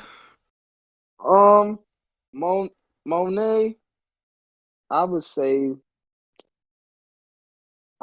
chef's kiss for Monet, because Monet's whole arc this season, Monet accomplished what she was fighting alive to stay and do. She was fighting to prove, so she could prove to her kids that she could indeed put them first and not act selfishly. When Monet was talking to Drew and Diana, she said she was like, I would like y'all to stand with me, but you guys are your own people. So it's your choice. But either way, it's all love. And you can tell by the look that, if you see the look that Drew gives Monet when she says that, like, that's when everything like clicked to them that Monet had truly changed. But you don't really, like it's not really confirmed until Monet actually puts her life on the line to go ahead and save Kane and actually sacrifice herself. And now I feel like we've gotten to a point now to where the Tejada kids, and I've been saying this since season 1. I feel like everyone has to be isolated for them to reach their full potential, because at this point, if they keep having adults if they keep having adults as a crutch, I don't feel like they'll make any actual development. And I feel like the most development we'll get from at least Drew and Diana comes next next episode, because it literally goes from them trying to kill her to now them trying to avenge her.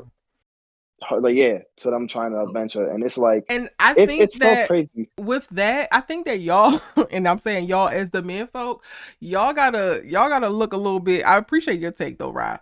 y'all gotta look a little bit more within, because I don't think that men realize how naturally y'all gravitate towards wanting to see men. Monet Tejada, you might not have agreed with her decisions and how she moved, but her as a character within the Power universe, her story as in reference to open to close is top tier. Like, she went on an entire journey. She gave you something to actually see, and that is what I'm always checking for. I don't know if this is something that people actually pick up on when they're consuming my content, but Erica is always about the damn, what's the story that we're telling, what's the emotions that we're eliciting, how are we actually like speaking to the real life lived experience of the people who watching by way of this narrative that's playing out, and Monet gives us that. So while y'all want to cape for Lorenzo and you want to cape for so and so who were half-baked stories at best, but just presented as masculine machismo, oh look at me roar, I'm a man, as characters that gave us no actual character development, that's something that y'all gotta look in the mirror about and actually be honest. Like, Monet Tejada, while you don't necessarily have to agree with everything that she did, she was a character who was very clear about what she wanted and what she was willing to do to get what she wants. And that's what the hell story is about. If you got a bunch of characters chasing nothing or have no goddamn wants and not doing nothing about it but whining, that's an uninteresting story.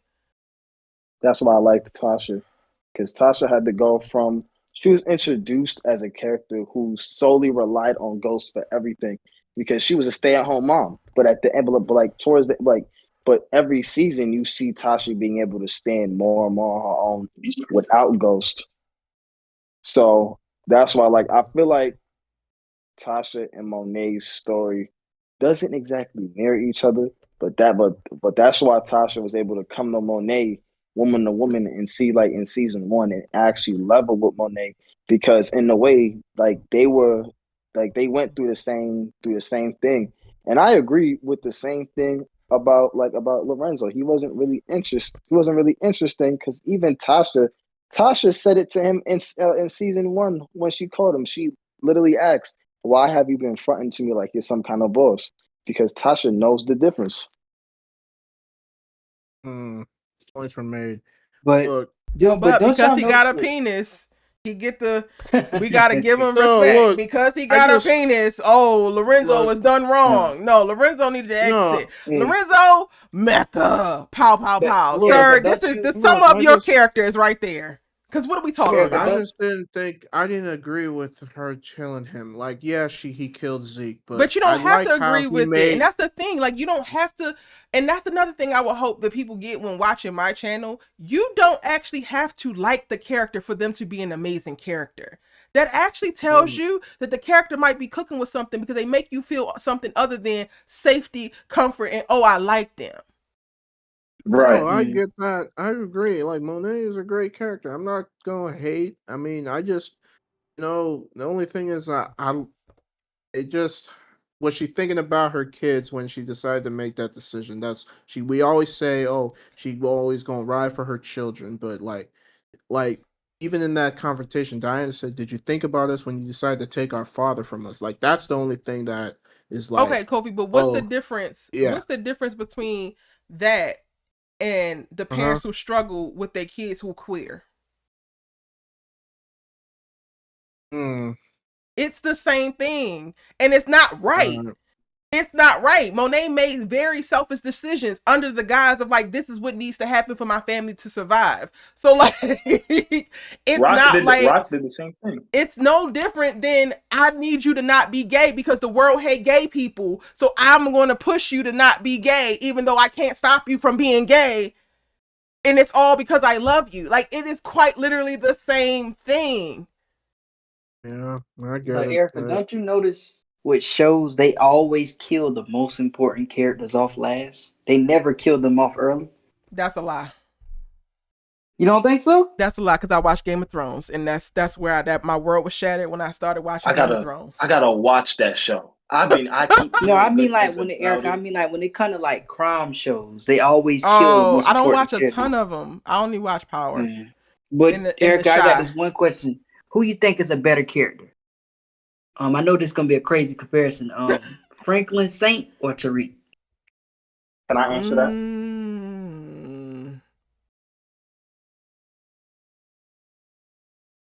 Because Franklin can't really fight either. He just older than That- Tariq. That's the only difference. I don't like comparing them because I feel like Franklin is a real drug dealer and Tariq plays one on TV. Oh, that's cold. And I mean, I'm okay, not- so and I'm saying comparison. If you was to put these two niggas together, like let's put these two niggas in Detroit, like they take them both off their coast and they got to make it work in the D. Tariq ain't surviving, I don't think.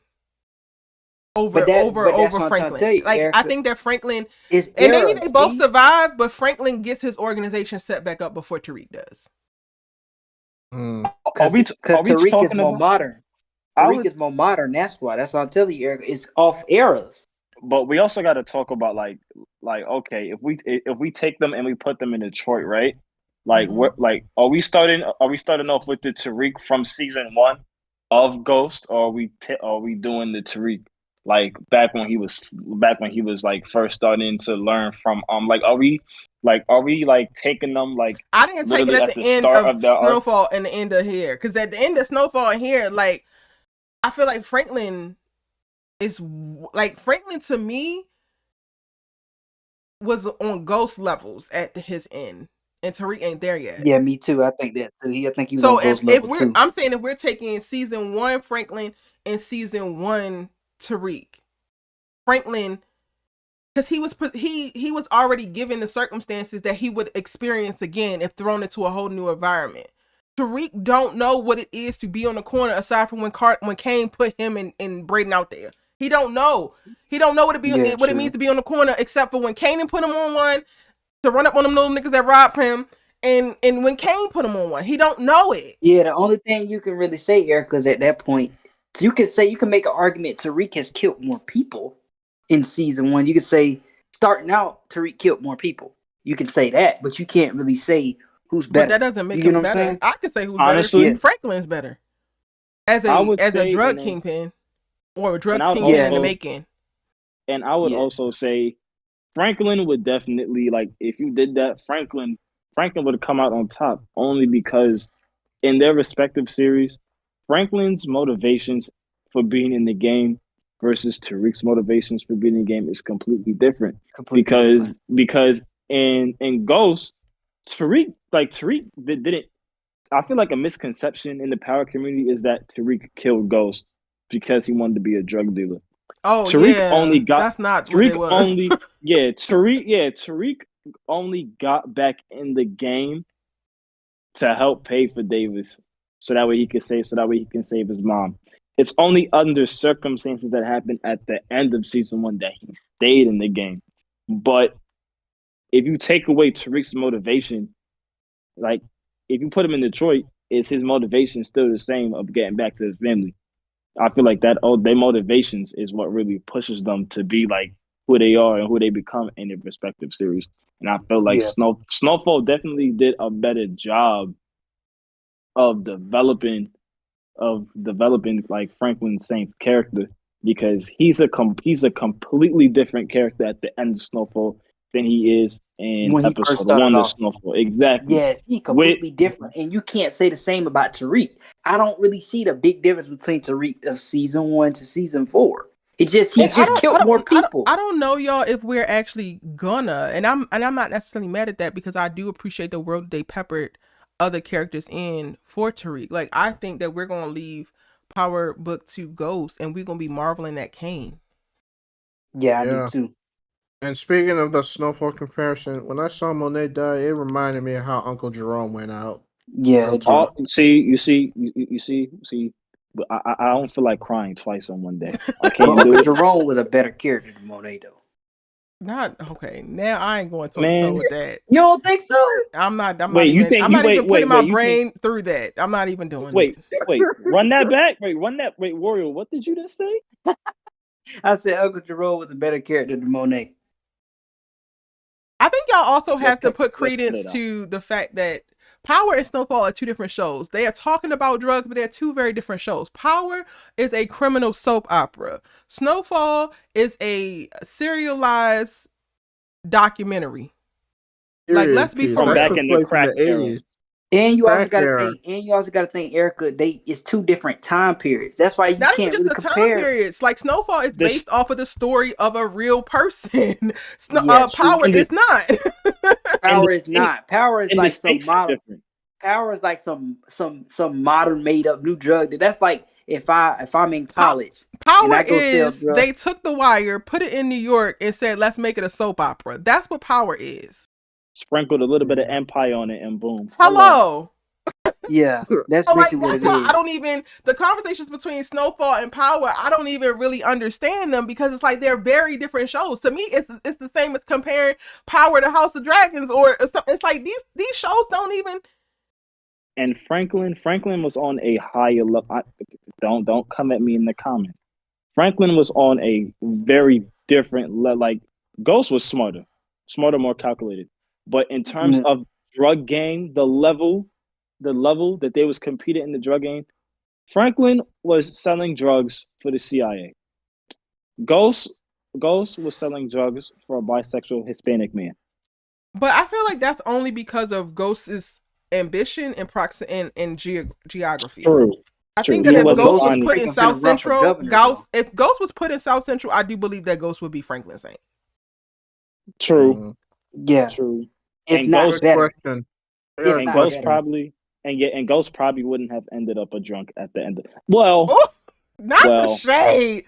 Back to this episode, y'all. What's your question before we go back to this episode? Because y'all love a damn tangent, I see. Go ahead, Kofi. What's your question? No, this is still relevant. Monet's death. That a top 5 power death of all time? Yes. Monet, I don't even Yeah. have to think about it. Monet's death had a bigger impact than Top the one 5. we all know. The one I'm thinking about, but we're not gonna speak about that right I now. feel like another big, powerful impact death was Proctor. Proctor getting killed. I was like, Mhm. golly. What impact did it have, though? Yeah, you're right. No, Nah, not too much because I'm still salty about Proctor and the whole like. Really, Right. Tommy? Really? I mean, I Really, felt like Tommy? Did y'all see that penthouse after Tommy was Tommy for real? it's. Mine's is Julio. Oh yeah, they cut his I tattoo off his still neck. cry to this day for Julio, man. Yeah. Well, Really. Julio Nah, was I'm a not gonna, side character though. I don't really bro. think. I remember that. Because when they cut off his tattoo, I was eating Wait, no, a no, no. I chicken know what's leg. the best. I know what's the best killing. Dre dying. Him getting burnt Hell alive. no. That Don't nobody Oh, care. No. I that replayed really. that scene like 5 times, and I was smirking You like I don't had a think that's secret. crazy, Erica? He got I burnt think that alive in jail. it's cinematic. I Way to think that go. turning a prison cell into a incinerator is cinematic, but I think that I was not moved at all. If anything, I was like, yeah, about damn time. Dre done. Oh yeah, Moan. he was a snake. Yeah, he's a snake. Yeah. Okay. Erica, where are we going next? Who is Harper says Monet is goated because her goal was to protect her kids and even their name, which I believe might have been related to the Tejada family crest, which symbolizes home for family safety to most important. Monet went out like a G. I want to go She did. now Oh yeah, to Kane, and I want we to haven't even mentioned Hail Mary. Can we shout out Hail Mary by Tupac? When they played that, cha. I was like, oh, Yeah, Erica, he the GOAT. He the greatest rapper of all time to me. It big time. definitely I ain't disputing hell. that. I think he's Hail the greatest. Mary.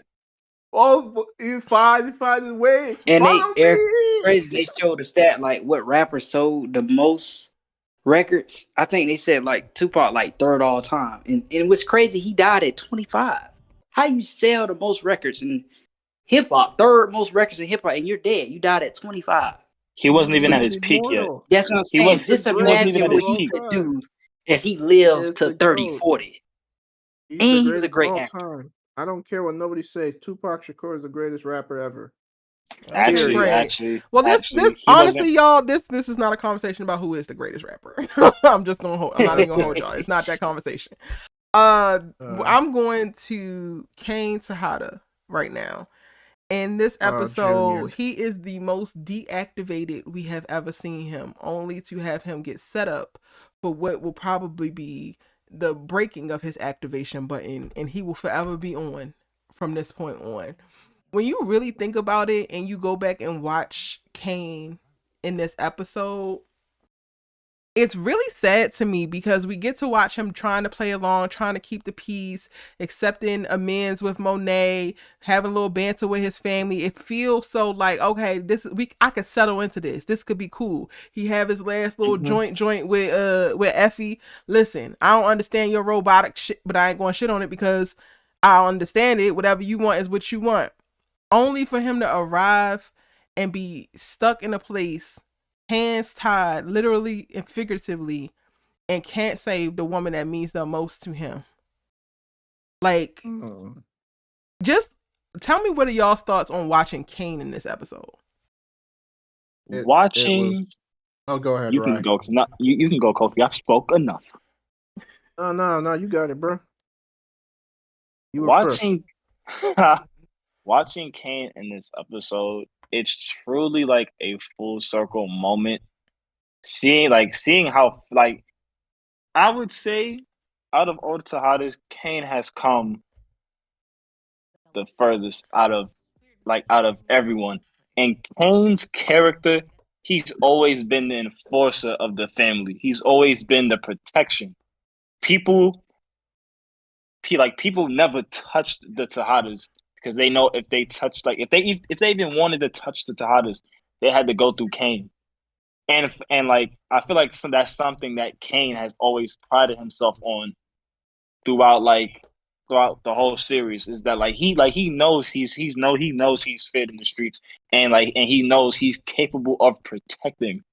But to be put in a situation to where all of that is stripped from you,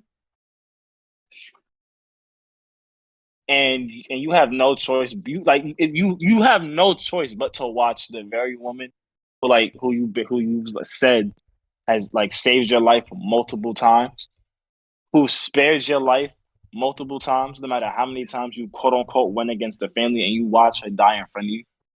And then he's probably thinking, like, in that moment while he's crying, like, yeah, he's crying because he lost his mom, but he's definitely feeling the weight of everything, because once Noma asked him when they was dancing, oh, you need to choose either me or your mom, I feel like it all starts to come to realization that, damn, Monet was right.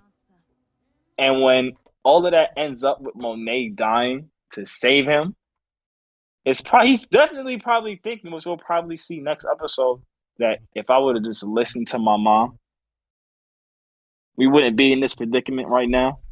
And for him to cry, like, this is the second time. This is season 4 is the most vulnerable you ever see Kane in the whole series. I think it's the most vulnerable you've ever seen him, except for that one episode in season 2 when Monet had played Tariq and Kane against each other with Mecca and all that.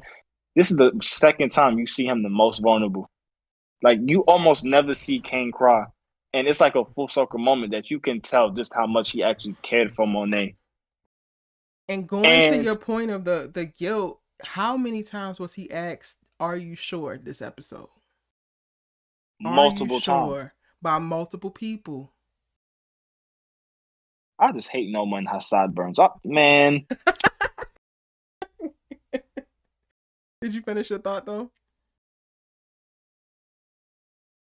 I have some more stuff to add, but I'm gonna let everyone else get to it. You guys can circle back to me. Okay, all right, I'll go next. Lorenzo Tejada Jr. Oh, Junior. Kane. Oh my goodness, he is gonna eat him up. Like, and frankly, we are not talking about Drew now, but I think Drew, after they do what they got to do to get their revenge, I don't know if Drew is ever going to want anything to do with him, because he's gonna blame him for Monet getting killed. Diana might have a relationship. Who knows? But can we pause real quick though, Kofi? Can you pause there? Because I think that you could be right in that, but I'm so over Drew making blame his personality. He blames everybody for everything all the goddamn time. Well, that's true, but go ahead, finish your thought. I just wanted to interject. Yeah, I know. Yeah, this episode, like Rye was saying, like, I think he had his epiphany when he was tied up in that chair and he had to make a choice. That, dang, this is what my mom was trying to tell me and I wasn't listening. And then I don't know, is it me or do you feel like Kane had a childhood trauma when he was a kid? Because the way you say N-words out here trying to hurt black kids and Monet was the only one that protected me. Y'all get the sense that something bad happened to Kane when he was a kid and Monet is the one who saved him and that's why he's so attached to the hip with her. He, Because I think I think he got bullied. well I that don't think yeah. anybody touched him, but I think he got bullied. But yeah, because the way he cried and like the way his voice broke when he was explaining that, even when the way he said "f you" to Noma was like, I ain't picking, yo. This is the second time that Kane done got me, bro. First time was when he and Drew have the straps pulled on each other.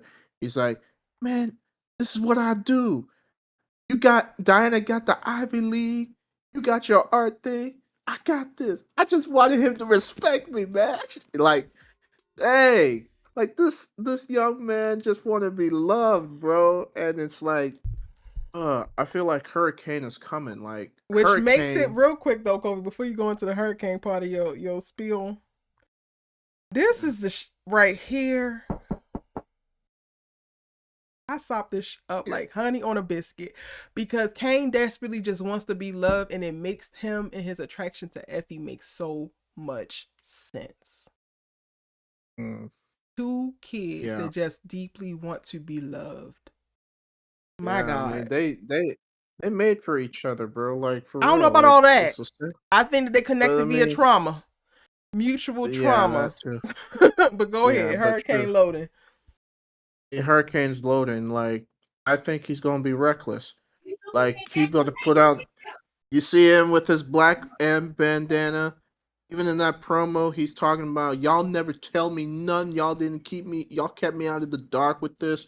He about to put on his black Air Forces. He's about to get his guns. He about to get his jacket on. He about to go out like a G. And I fear Kane about to be gone by the end of this episode. Like he gonna die doing something reckless, trying to Oh avenge Monet. wow.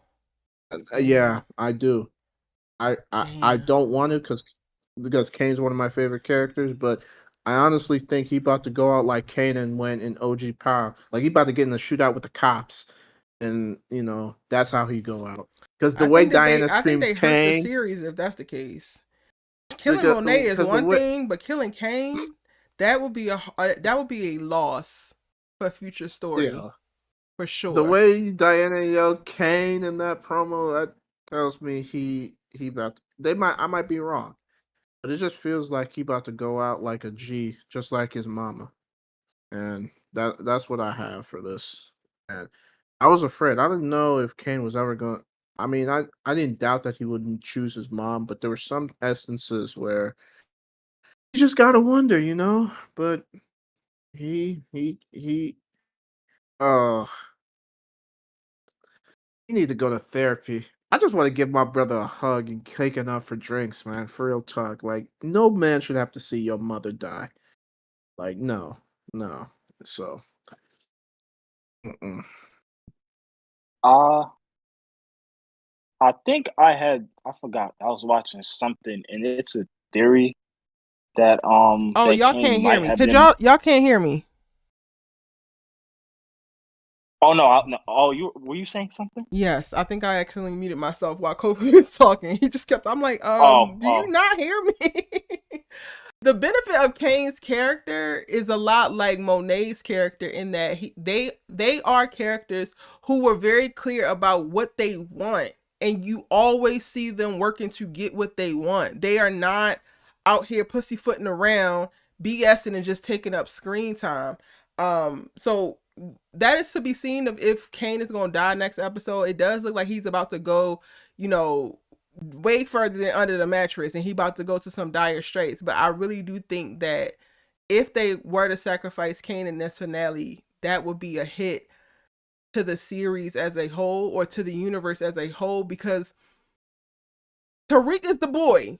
I love that man. I have been converted ever since season 1 of Powerbook 2 Ghosts. I got on board. I think 4 episodes in, I was like, all right, I'm done hating Tariq. But even still, arriving in season 4, Kane is a more compelling character to me than Tariq is. And I don't know if I'm signing. I mean, I'm gonna watch regardless because it's Power. But I don't know if I want to sign on to watch Tariq continue to do some Tariq and there's no Kane.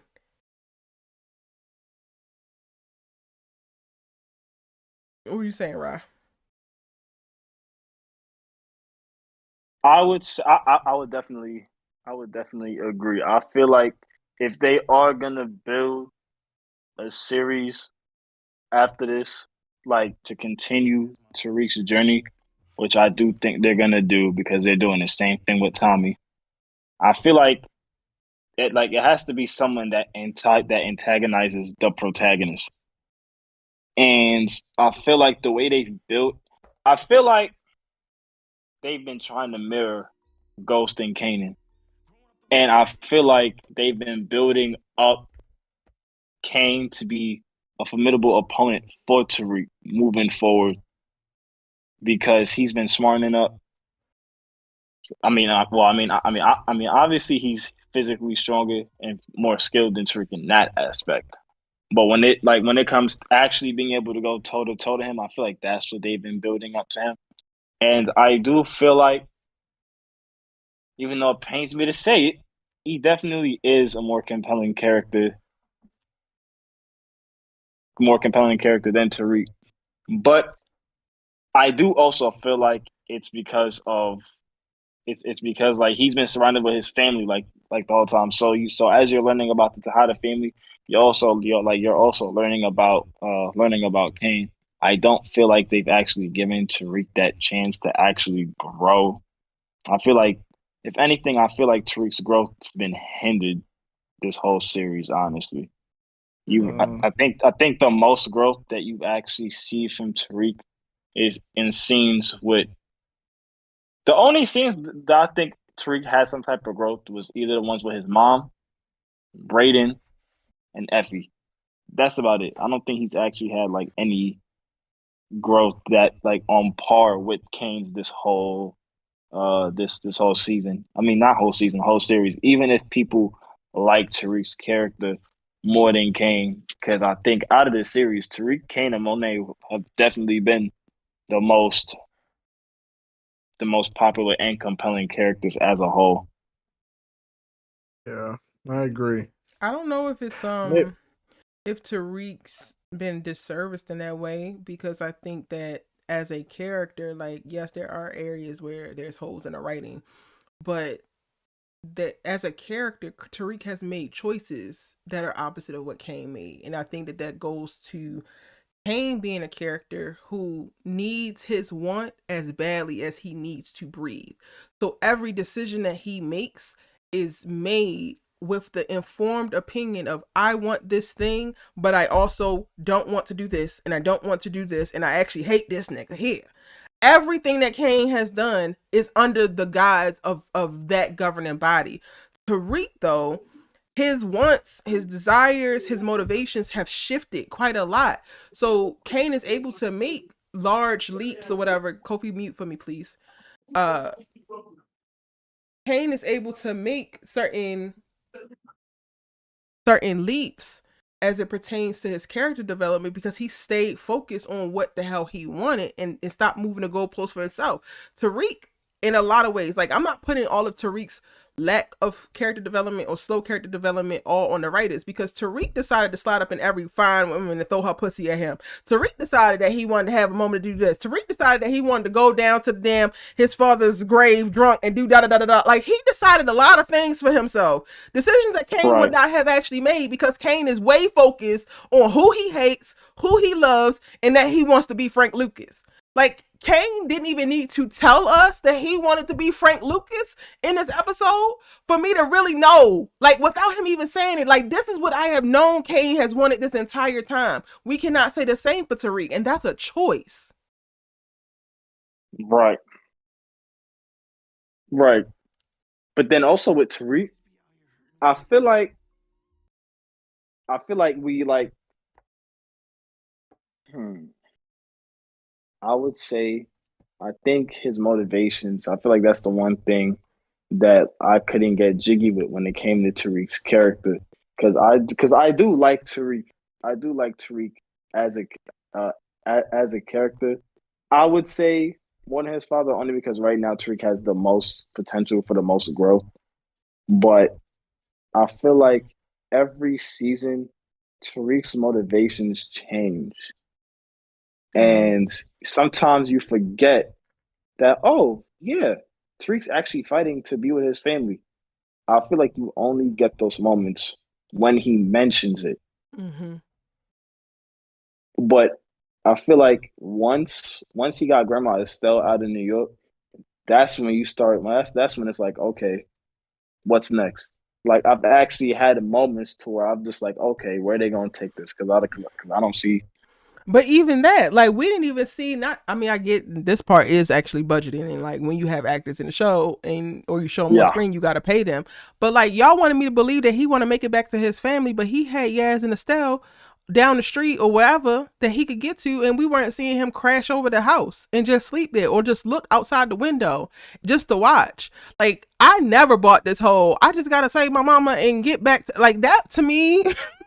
Going back to the original Power and how disrespectful Tariq was, I felt like a very big leap for now all of a sudden all he cares about is family. But then you also don't give any seeds of him trying to really reconstruct a family unit and like really making that a part of his personality. The closest that we got to it was the little family that he built with Effie and Braden. But even Braden. that wasn't a strong enough bridge to he's doing this because he desperately desires his family. Right, and I feel like the most we got, I feel like season one, and that's why I say season one is my favorite season out of all of them, because I feel like with that, like you knew Tariq's goal, season one to season two, you knew Tariq's goal. Tariq's goal was to get Tasha out of jail and to reunite their family. And when that fell through, season two, his main focus was Yaz. So season one and season two did a great job of placing emphasis on what Tariq's motivations were those two seasons. I think they're just But it's missing like the additional seasoning of like putting it in his character to be a family man. Because I still don't even exactly feel like Tariq is actually a family man at his core. But Kane, and Kofi, I know that you said that you wasn't sure if he would actually, save Monet or do something to Monet. I feel like every bit of Kane, even in the moments where he was deeply heated, like how he chose to do things, his mannerisms, going like him and Monet are at she got Chinese food. He come in and he just sit down and start eating. That tells me that he is dropped into family, even if he don't like this hoe right now. And this hoe is stressing him out, and that's his mama.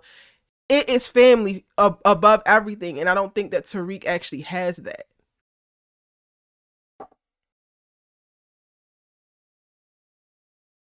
Yeah, I agree. And uh maybe I don't want Kane to die. So maybe I was being a little bit too hyperbolic with that statement. But doesn't it just seem like Kane about to crash out?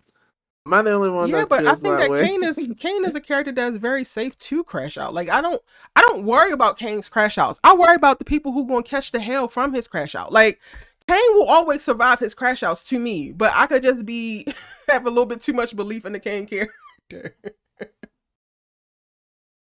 It's the other people on the other side of his gun that got the problem.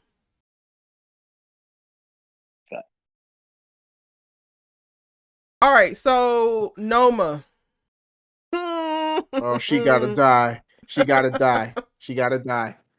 And was a choice. Like, it was definitely a choice to be conspiring to take Monet out before the wedding. I don't understand it though. Because you playing dopeful fiance, intermingling the families for ice and keeping up appearances, yada yada yada yada. Why right before the wedding? That to me does not seem like a decision that actually makes sense. to did you try and kill honestly Noma think before the wedding. To try to kill Monet. Noma setting yeah. Monet and Tariq up before the wedding. Oh, Yeah. And did she honestly think Kane was gonna choose her over Monet? Well, Well, come on, before we let's get be there, goofy. Kofi, I want to start back up at this scene, like setting up Monet. That's where I want to hover.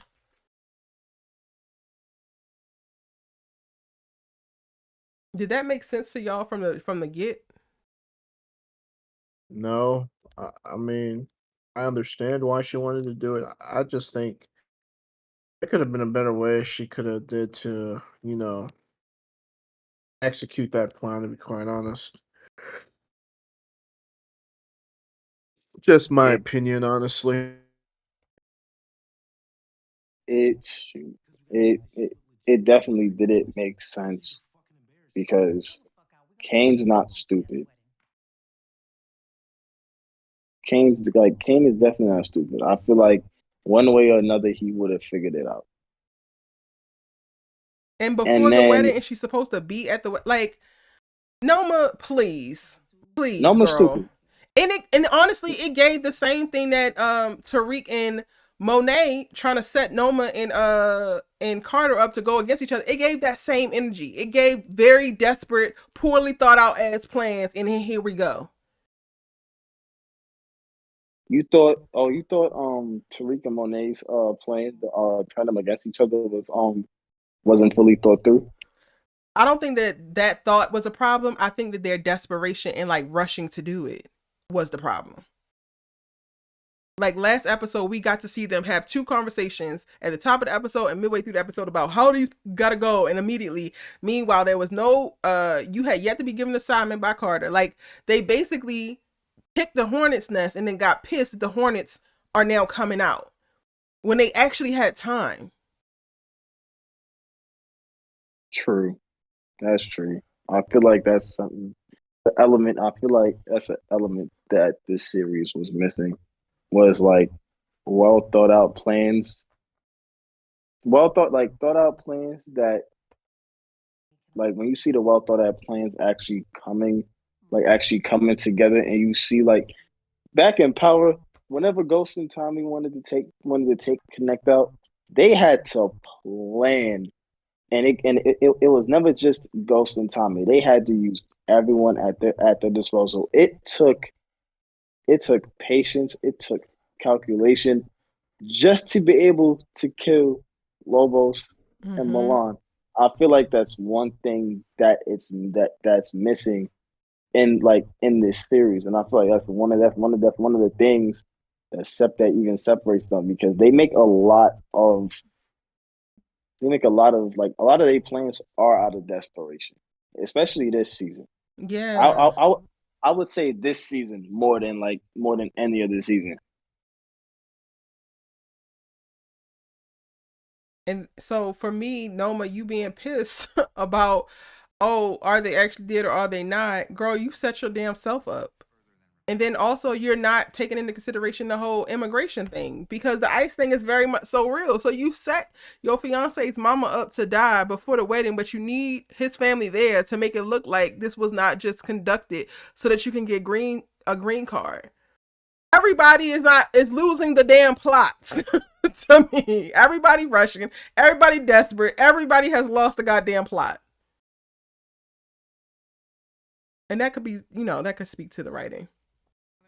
I don't also understand how readily Carter was able to like get on board and basically get in bed with Noma. Like the way that he has such animosity towards Monet and like I don't work for you. And yes, he gave Noma the whole I don't work for you, but I feel like he gives Noma very different energy than he gives Monet. And Noma gets a tinge of respect, and I don't understand why. Carter comes to me. Who's the boss between the two of them in this dynamic? Is it Carter or is it Noma? Like, or are they just equal partners in this? Because he said, "I don't take orders from you." You know what I mean? So it's like I'm confused about that. Like, who answers to who? It's giving Carter answers to her, but Carter, you ain't supposed to answer to nobody. So which one is it, sir?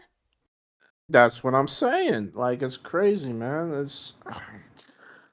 Were we But surprised yeah, I need her. that Noma was able to tap her brother in and like, listen, you could chastise me later, but I need you to be with me now, and brother is with it. Because I was surprised. I just No. knew that she was running a criminal organization, and these other Africans were tried and true with whatever riches that they had, and lo and behold, I wasn't surprised but I've thought the plan would have worked on any other day but the Mm. wedding. If I'm trying to kill someone, a connect, right? They already roll deep. They roll with mad heads. If I'm trying to, a wedding is obviously going to bring family, and that's one thing that what's called that Ghost has said before. Ghost told Tommy that I think it was back in season 1. He had said something about how the worst enemies to have are the enemies that you don't know.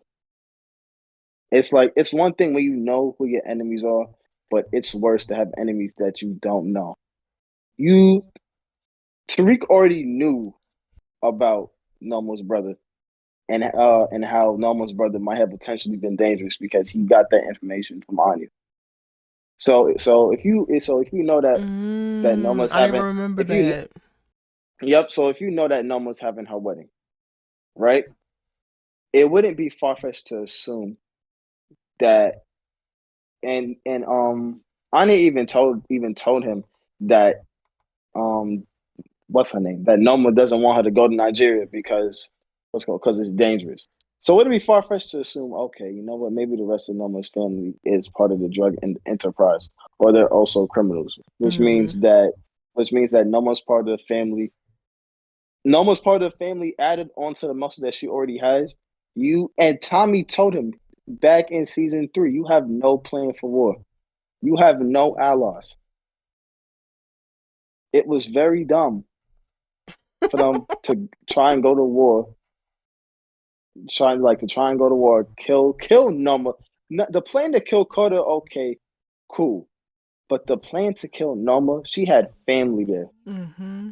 and increased bodyguards, and no one could get weapons inside, and they thought the best thing was to kill her there.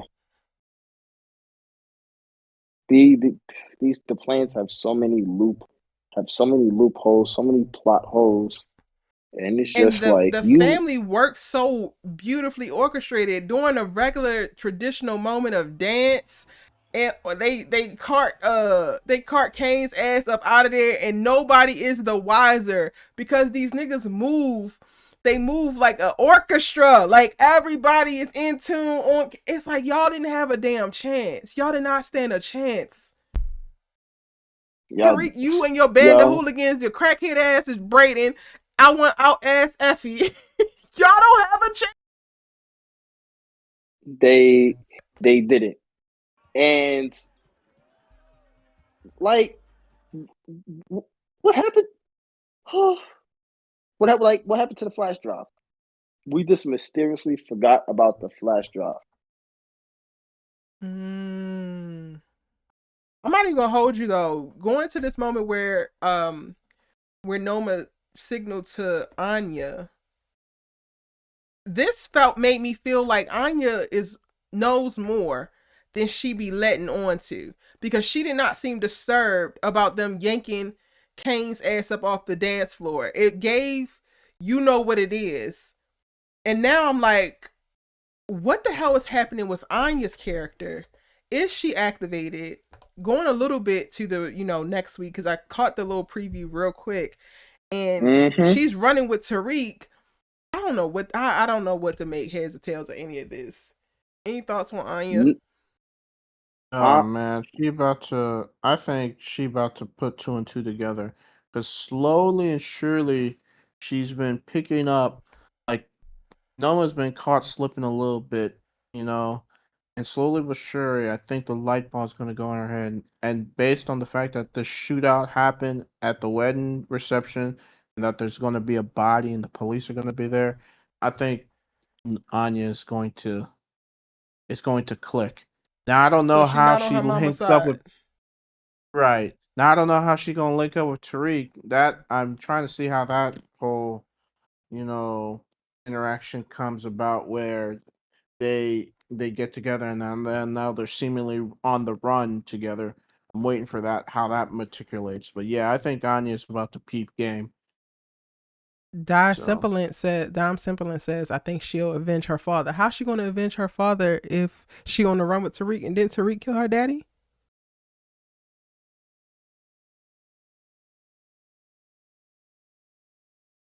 Wasn't it Noma that killed her husband?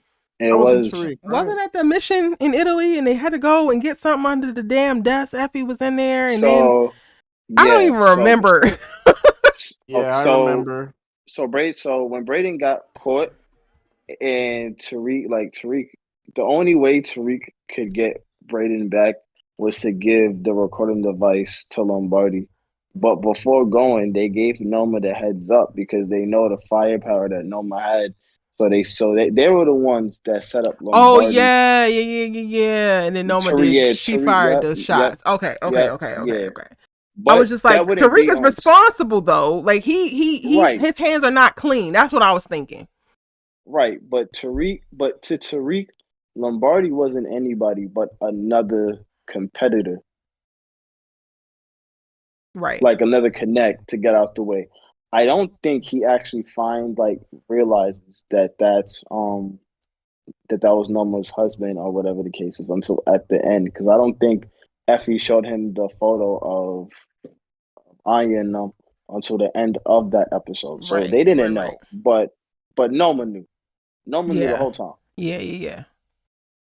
Okay. I was getting a little bit worried because Noma, signaled to Anya in this moment, and Anya she didn't kick up any dust. She ain't had no attitude how she normally does. She just turned and walked off like she was doing what she was supposed to do. And I'm just like, not you potentially being in on some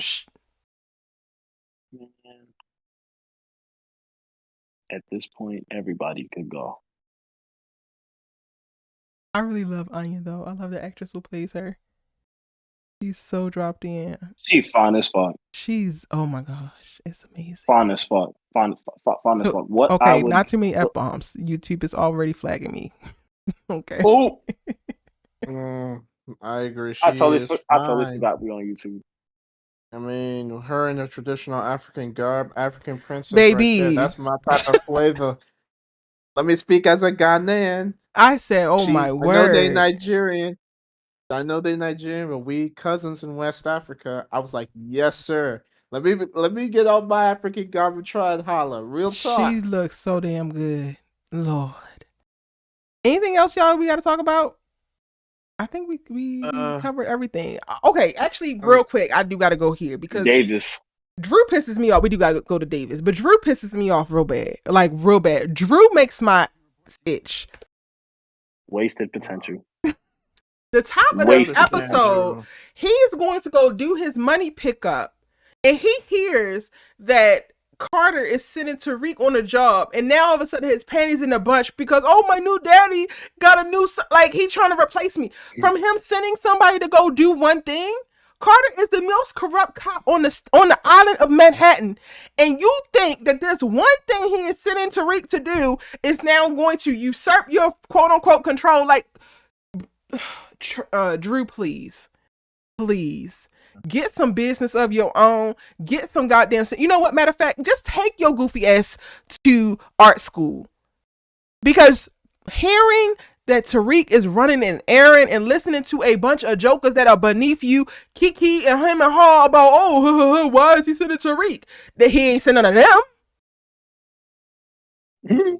Him immediately taking such deep offense to it and automatically assuming that Carter is trying to replace him. Like, Drew be stupid as hell.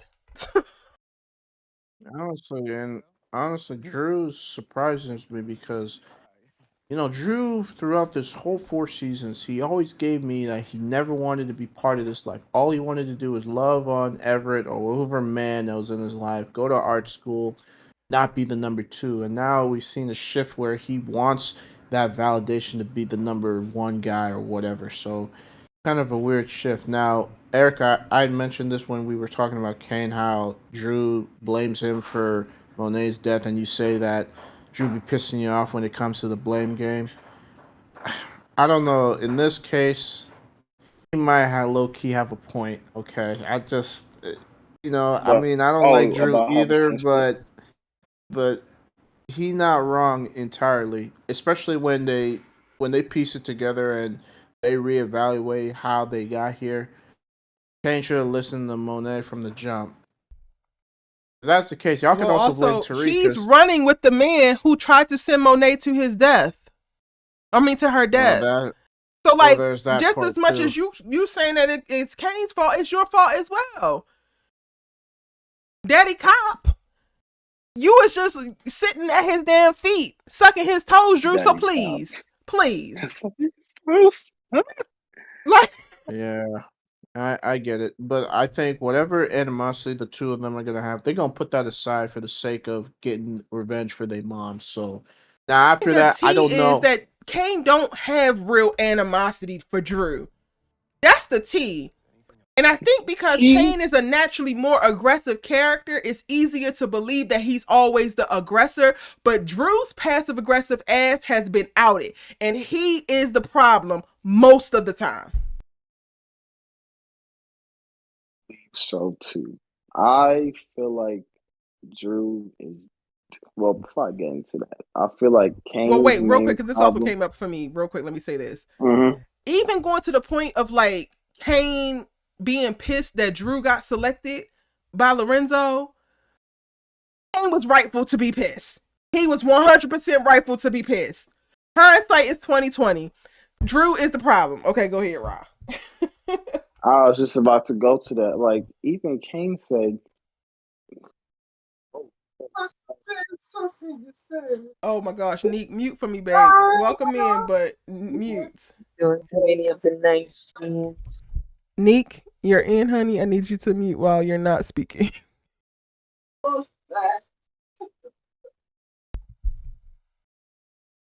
yeah. Okay, I'm gonna have to move him out. All right.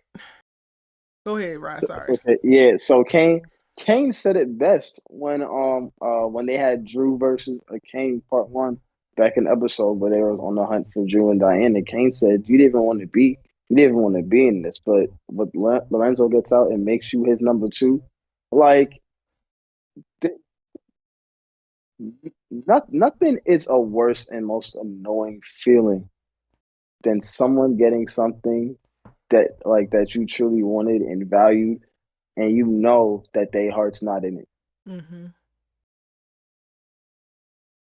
Like, you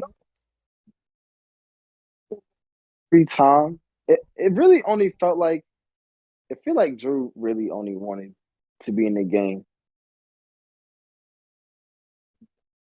Getting what's it called? Hold on, Ryan. Was getting a leg Your up. audio going in and out. Can you repeat that? Oh, I was saying, I was like, Drew only wanted to be in the game when Kane got ahead. Like just like back in what was it? It was season 3 when Kane started calling the shots and Drew got upset. And the whole time I'm just like, but you don't want to be in this for real. That's real. It's like Drew's constantly chasing after Kane. I think Kane actually said something about that to Drew, about Drew wanting to be him, like just chasing after him and wanting to be him, which is exactly true. Yeah, I think it was hard to see because Drew comes off initially as a really nice artsy kid who just wants the best, but no. He's passive aggressive and he don't take accountability. All right. Are we surprised that he was so quick to when Monet gave him the choice to say you guys can either get out of it or help me? Like, are we surprised he actually decided to help and be down for whatever they were trying to do to get rid of Noma? Well, in the moment, I'm not surprised now because Noma tried to kill Monet. If Noma had not tried to kill Monet, he would still not be on Monet's side. If he did not just save his mother from potentially dying, he would not have been on Monet's side at all.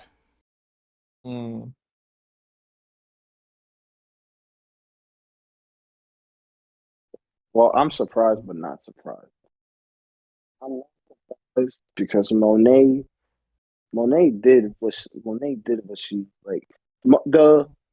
Monet had to make the two people she had to make amends to the most was indeed Diana and Drew. It was indeed Diana and Drew because I'd say so because Kane actually wanted to be in the game. No, but you got to think of what he had to be exposed to even Right. have that. I would argue that she has done the most to Kane and has depended on him the most. Diana and Drew, for all of that goddamn whining about how they want out of their life, they were the least connected to it. Drew rode with Kane and did certain things with Kane and was a little bit more active for sure. But Kane, like you said earlier, was the enforcer. Diana, you counted money, honey. You didn't do much of anything. You was forced to stay in the house. Oh, woe was you. But Kane has had to see things. He has had to, like, Kane. I would not be surprised if Kane don't have 500. I mean, if Kane has 500 bodies already at 25. And y'all want me to believe that Monet owed everybody else but him the most? Oh no. Yeah. I would say argue that that is Kane caught his embarrassing. first body before Drew caught his. Oh, that's a fact. Right. I would say I only said that's because that's how the writers make it. That's how the writers make it seem. Because like when Monet gets at the hospital, it didn't seem like she was really trying to make amends to Kane as much as she was to Drew and Diana. It seemed like she was trying the hardest with Drew and Diana, like more than Kane. But maybe that was only because I feel like Monet didn't realize how much Lorenzo's death actually hurt them until like she found out they tried to kill her. And But I'm also, not I too think sure. that's the tea there. Like, I think Yeah. she doesn't know in that moment that they tried to kill her, but I think that there's something to like intuition and how they're carrying it in the mood that they have and how they're moving. I would argue that Kane needed more from her, especially in reference to redemption and like affirmation, because he's the one who processes it on his own and just pushes through. Like, y'all get to throw tantrums. Kane don't really get. I mean, he throws them, but they're not regarded any kind of way. They don't make anything shift. He's still required to be the soldier. He's still required to get over it. Hell, he found out that Monet killed him, and he gave her the pass. So she's not worried about redeeming herself to him because he's not kicking up dust, and he gets it. But I would argue that the kid that is forced to get it and accept all that is dished to them is owed more. Because Diana and Drew have had apologies along the way. We get in this True. episode of like Monet saying, yeah, I never said this to you. And I believe it 100%. But Diana and Drew have been coddled to a certain extent, and Kane doesn't get to get coddled. True. I definitely agree with that. And then even back to like Monet's relationship with all of her kids, she does like she definitely shelters Drew the most. I mean, not sheltered him, but let me see. What's I think that's a good way to put it. Yeah, I'll say she sheltered him the most because I think Lorenzo said she babied Drew the most because Lorenzo said the same thing. But I feel like part of me thinks that Monet babied Drew the most, mostly because of his sexuality. Yeah. Because she did tell him back in season 1 that she was never worried about him being soft. That was never her concern. Her concern was about him being out in that world with his sexuality, which is one thing I wanted to see, which is why I said Drew is a character who had wasted potential. Mm-hmm. He had so much potential to grow as a character just as much as Kane. Like even when you come to realize, like when you come to find out that he's gay, and then and then when Tariq had asked him I was told him back in season 1, oh, I think Monet was trying to like figure out if you were gay or not, and he goes, yeah, it's not a secret. I would have loved to actually find actually see and learn like, okay, how did the family initially react? Like were they accepting at first? and and stuff like that. And like if they weren't like the best story arc would have been to find out that they weren't as accepting at first, and to see how they went from that to how accepting they are to how accepting they are to him now. I feel like they dropped the ball in so many ways, which is why I think the series shouldn't have been on this final season now, because like so much things left to be done, so much things to see. Exactly. I agree. All right, y'all. Yeah, What's I y'all's agree. predictions for next week before we get out of here? No And, quick and mention feel of free to drop Diana your or oh god, feel free to drop y'all's predictions in the chat as well while we get ready to go into the tail end. We need to go to Davis, and Kofi is going to make sure that we talk about Diana's ass. What we got to talk about with Diana's lost ass, Kofi? she lost. Hey man, that's my boo right there. So ease off, Apparently, all right? I am not. I'm sorry, it's her eyes. The eyes get me all the time. Real talk. I don't know, man. Like, I think for me, her leaving the test was a symbol. Like, it symbolized that she was lost. But I also think she probably not about this Ivy League life anymore. I think she's gonna be like, I'm not saying she's gonna go 100,000% into the game, but in this moment right now, going into episode 10, she's gonna be fully fledged, and I think she's gonna be the one that is gonna come up with the plan on how they go at Noma. To be quite If honest she with you, does, then they'd be dumb to listen to her. And also, it well, just showed, yes, she could be lost, but it also showed me that Diana's foolish. Okay, because 2 seasons ago she was clawing, scratching at the damn door to get out. I just gotta get to Stansfield. My whole life is on hold, Monet. You are ruining my life. oh, And this is what she's doing. And y'all just, you know what, you got it, E. I'm not gonna just. What you think, Rye? Am I tripping or? Yes, you just said it, because you love her eyes. Like, at the end of the day, Diana is yet another character who claims to want something, but is not willing to do all of the things that it comes with to do it. And yes, she's been through a lot. She had a miscarriage. She was beaten within an inch of her life, and happens. I understand that. Yeah, However, well, Diana is not a so, character who actually is about that fighting for anything type of life. So you're not going to have me sitting up here caping for her as if she's more compelling than she actually is. If anything, you got the sympathy for losing the baby, but girl, you're still very much so a liability. Now, this canon event of your mama dying and y'all in gunfire, this needs to be the thing that changes everything, and it's going to be the thing that decides if I'm actually going to tune in or if I'm going to still stay tuned out. But like, I'm not giving Diana a bunch of credit for being in proximity to gangster like she's a gangster. She's still not a gangster. You can't sit in a damn test, and you can't have the mental fortitude to take a final test that's going to be however much percent of your grades, and this is supposed to be the thing that you really wanted out of everything, and one of your ways out. Like, girl, please. Please. I don't know about all that. What was she is the one. Oh, go ahead, Rye. What was the debate about Diana? About Diana again? I was asking. He wants me to give her more credit and more grace, and like Diana's about to be a gangster. It's like, no, she's not. I didn't say all that. I didn't say all that. I did not say all that. I just said, like, I feel like there's going to be a shift. I didn't give her props for anything. I mean, the only thing I mean, she was quick to find out, oh, Tariq and Monet about to get lined up. Let's go and save them. So that was smart. And you said that she's going to be the one to come up with the plan to take out Noma. That's exactly what you said. That's what I think is going to happen now. And I said it would be stupid to listen to her if she is. I don't even. You ain't gonna listen to Kane because he reckless as hell. So Kane will have the better idea.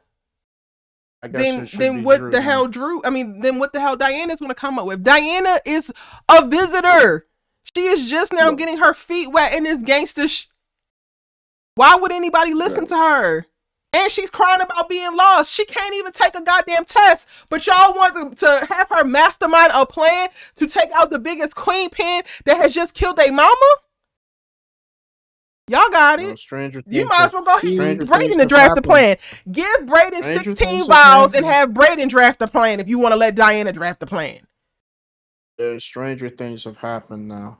Go ahead, Brian. I don't think Diana has enough inside information on Noma, or like, I feel like if anything, Kane is the best one to come up with the plan to take out Noma because he was basically in a way, but not really her number two. Is he It even would gonna take be in the right headspace though? That's the thing. it don't matter. It don't matter. You killed my moms. Ain't no planning, ain't no thinking about nothing. Like just real quick, this is why the series wouldn't last wouldn't last one season if I was in it. I'm bombing everything. Everybody is going. The season, no, if the season would not have lasted. You killed my mom. I'm bomb. I'm first of all, I'm bombing your whole penthouse. It's done. You're done. It's gone. It ain't no plan. There's no plan. I think And that, they definitely okay, so like while there's something to be said about yes, Kane is erratic and yes, Kane is emotional, what we can also say about the Kane character is that he is a focused individual. If he has something on his heart and he wants it, he's going about it. He might be going about getting it erratically. He might be going about getting it crazily, but he's going about it. So I think to discount Kane and say that he can't possibly come up with something that's actually going to work to avenge Monet, but then we're going to sit all of our eggs in Diana's basket, who just is becoming a baby gangster, just started shooting guns this season, literally told the goddamn police officer, I am not Colombiana. But I she's totally going to be the forgot. one. She's going to be the one to come up with the mastermind plan that actually gets catch Noma slipping. If they do that, they can go ahead and miss me with watching anything else moving forward, because that makes absolutely no goddamn sense. Diana still has so much further to go if she ever hopes to walk in or be what Monet Tejada used to be. You don't just get to be it because you have a vagina and you have a pretty face and you happen to be this girl's daughter. This is not how this works. Monet had I think back in season 1 or season 2. No, it was in season 2. She was just learning how to unload and load a gun. And Just then then, what she was being taught when we first met her was how to use her looks to scam the men around her. That was what was going to be Diana's claim to fame. Right. And I feel like out of all three of them, Kane gonna be the one to come up with the plan to get to Noma because he knows Noma's operation. But if we all remember, do y'all remember what kind of timing? Like Monet wasn't even dead yet. Do y'all remember how what type of timing Kane was on when he thought Tariq tried to kill Monet? Now Monet's actually gone, and Kane knows who did it and seen it with his own eyes. And y'all, Kofi, I'm sorry. You can love the way that Diana look all the hell you like. There is no way that Diana is hop, skipping, and jumping to the front of the damn line to lead the charge to avenge Monet. If anything, she's going to fall in line and finally be a soldier, a full-on soldier. But Diana coming up with the plan, they want to lose if that's the case. All right, whatever. Y'all got it. Y'all got it. I'm not going back and forth with this. So, look, I don't have anything else. Like, we doing predictions for next week, right? Yes. Yeah. My prediction. Davis is gonna have to pick a side. I feel like Davis has already. I feel like Davis would be dumb to go to go to Noma now, but it just might be the key to Tariq and Braden coming out on top. Because let me see if I remember correctly, when I watched in the episode 10 preview, Davis might get his law license back only because I think he's in the court. He's standing in front of them. Yeah, he's standing in front of court, so I think he might get his law. I think he might get his law license back. So that might be one thing. I don't have much to say about Davis other than the fact of I think we'll finally see what the plan with him and Tariq was to take down Noma. It definitely seems like at first Tariq, Braden, and Effie are focused on Carter, getting stuff on Carter, and because they trying to get stuff on Carter and getting rid of the video. It's so that way they can get rid of him because they can't leave any loose ends. The last thing they want is another Sax situation to where Sax gets taken out and then all the skeletons out of Sax's closet comes out. Mm-hmm. And then it also seems like on the other end, the Tejada kids are focused on getting Noma, but it's gonna be one part in the episode where they all come together because Tariq has Anya. I don't even know how that. I don't know happens. how either. But real quick, I want to pause because we didn't talk about Davis. Were you shocked that Davis seemingly looked like he caught his first body in this episode? It wasn't Yeah. his first body though.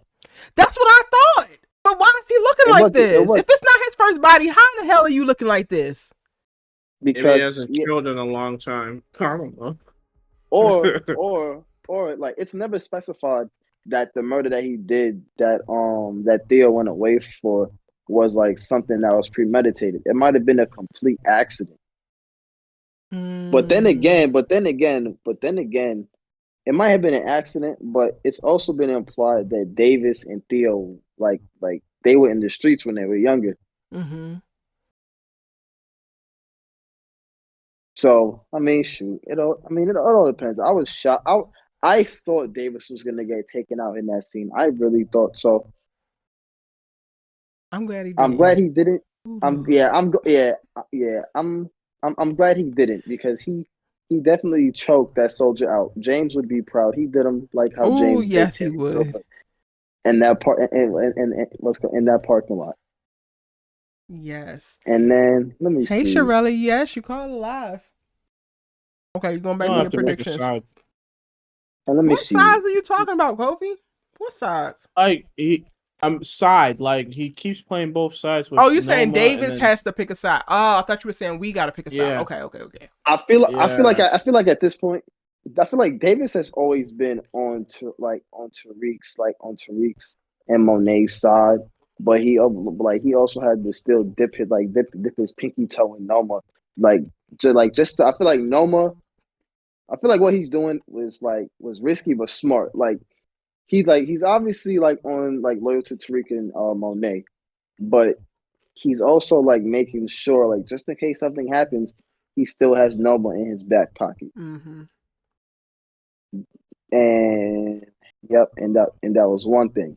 But with everyone gunning for Noma, there's no way Noma actually makes it out of the next episode. I feel like they've actually done a good job this season of making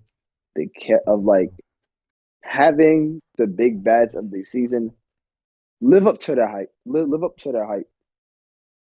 I feel like this is what should have been done with Mecca because it's they failed at taking out Carter and Noma a couple times. Yeah. And episode 10 is definitely episode 10. Carter and Noma definitely gonna go, but it won't be without consequence. That's the biggest thing is that we know Noma and Carter are gonna go, but at what I don't know cost? if we know that. Yeah, You might know that. Huh? I know that Carter's gone. I know that Noma's gone. I don't know that Carter's gone.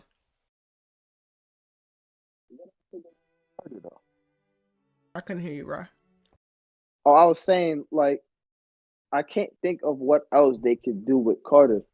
They can hold him because I mean, yeah, but Carter was supposed to be proving that Tariq killed Agent Young, and he ain't done that yet. Another plot hole, but I don't know if that's a plot hole. I think that's tied to the launch of what we're about to see. Yeah. I wouldn't say it's a plot hole.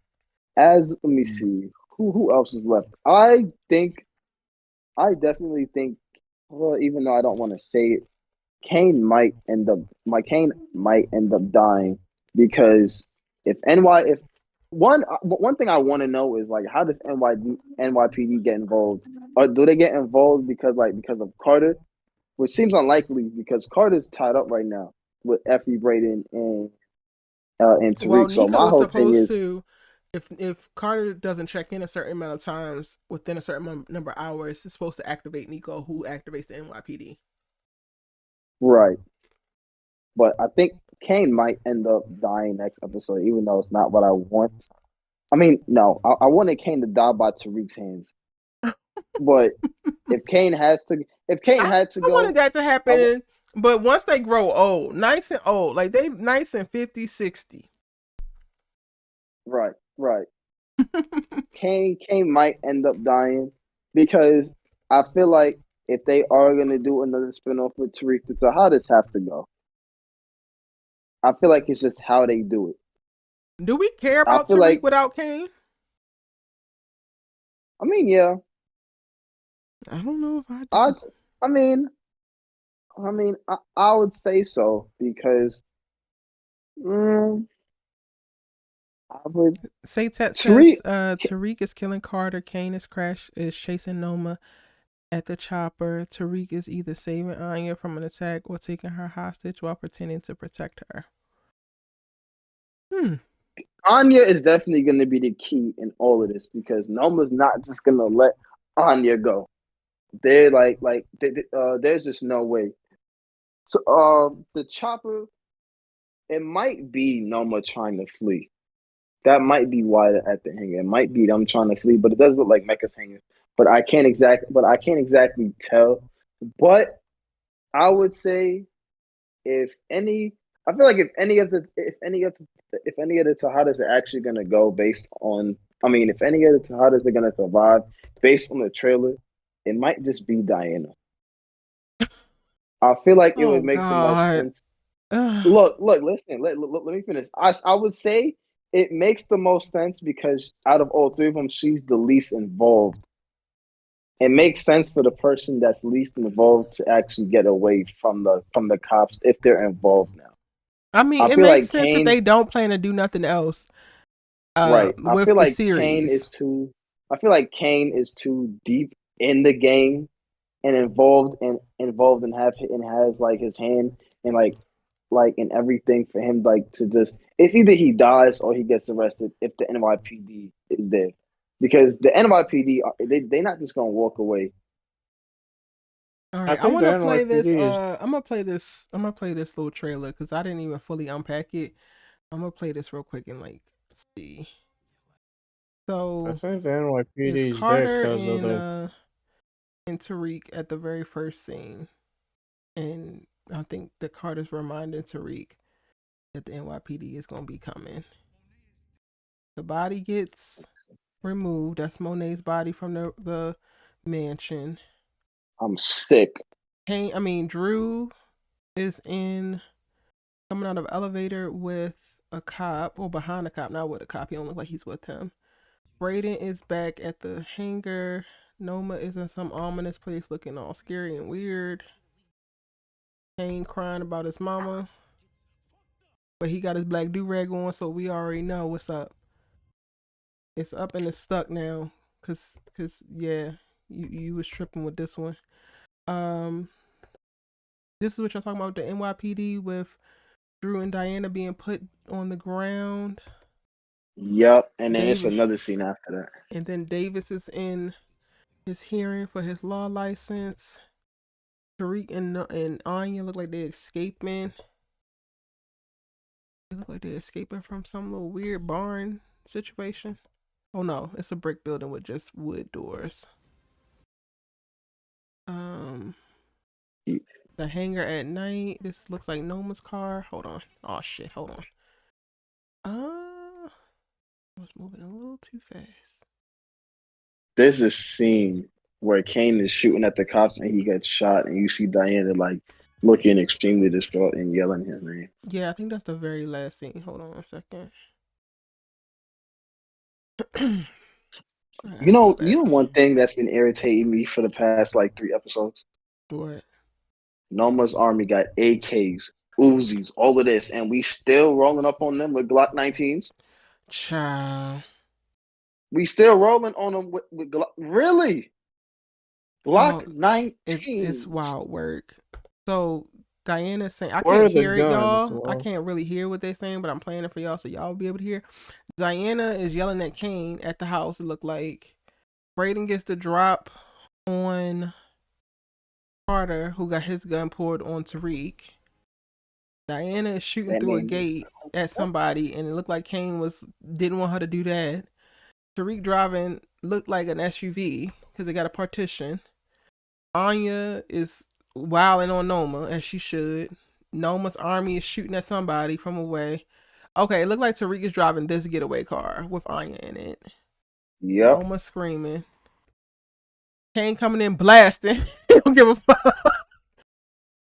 I'm excited for this era of Kane. Like I just, sorry to anybody It's on the all other like end of his hands on deck. gun. My like It's all word. hands on deck on this one. This It's if man all if hands don't Noma on give a deck. finnuck, okay? what look when Noma dies, Kane has to be the one to do it. Has to be. Tariq arguing with somebody. Who was he arguing with? Effie is in another cop's house with their damn computer, probably going to go get the footage. But the problem with that is, y'all, the footage is not actually on the cop's server's database. Felicia took it off. The only copy is on the damn phone.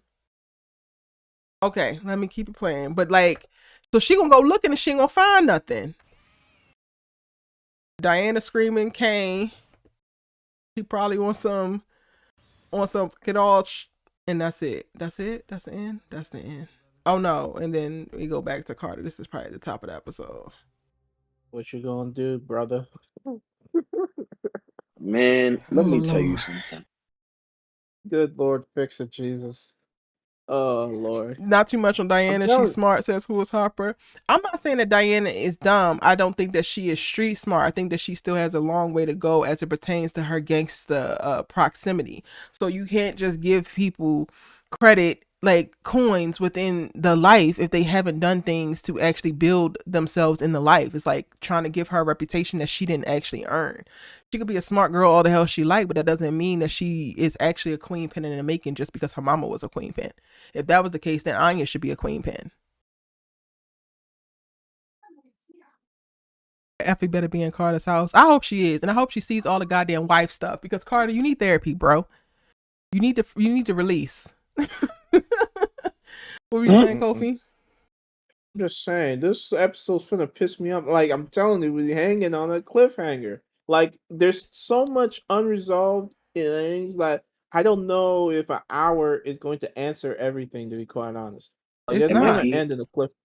Yeah, De- it's gonna end in a cliffhanger. DeMarcus says, "I wonder And how Tariq is going to react when he finds out Monet has been taken out."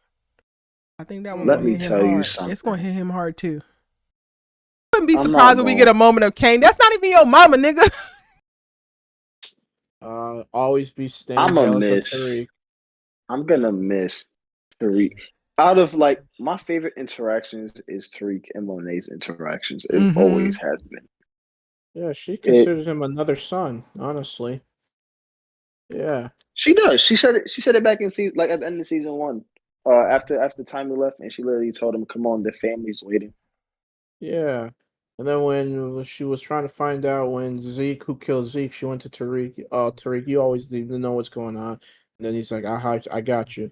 She said, thank you, baby. Like he a part of, you might as well be Tariq Tejada, be Bro Key, because that's her other son, bro. Like, let's be real. Yeah, and I think that is mutual for Tariq. Like he might have been stressed with Monet, but I think he had a certain level of respect for Monet because Monet came into his life at a time that he lost his mom I or was Yeah. feel losing like his mom. I like the fact that he proved Tommy wrong. Tommy told Monet, "I'd be careful with this one if I was you." Tariq told Monet, like, out of all your kids, I'm the one you can trust. And if you really think about it, Tariq has never ever betrayed Monet this whole season because I feel like part of him sees Tasha in her. Mm-hmm. Yeah. Even though He's he like thought she was the one. Even though he's he the only thought, right. He's the oh, only sorry, one right. he's the one that's never. Oh my bad. He's the one that's never gone against Monet. The only time he went against Monet was when Drew and Diana set it up to make it seem like she set up Tasha to get killed. That's the only time Mm-hmm. he's ever went against Monet. Yeah. Any other time, like when Monet needs help, Tariq's there. Yeah. Tariq's been more And loyal to Monet, has been more loyal to Monet than her own kids have been. I would just say her kids definitely love and have a deeper bond with her more obviously because of her kids. But I would say like on the service level, it's been Tariq. yeah, and I think Tariq is going to take it hard. And it looks like it's all hands on deck for this one. I think we saw Tariq, we saw Braden, we saw Effie, we saw Diana, we saw Drew, we saw Kane. Like, this is about to be a whole team effort. And you juxtapose that to where they were in the beginning of the season where majority of them were on the other side trying to kill Tariq. They lined him up to get killed. To where we are right now, it's like, damn, whatever beefs we had, it's all hands on deck. We gotta take these fools out. Like that's what it is.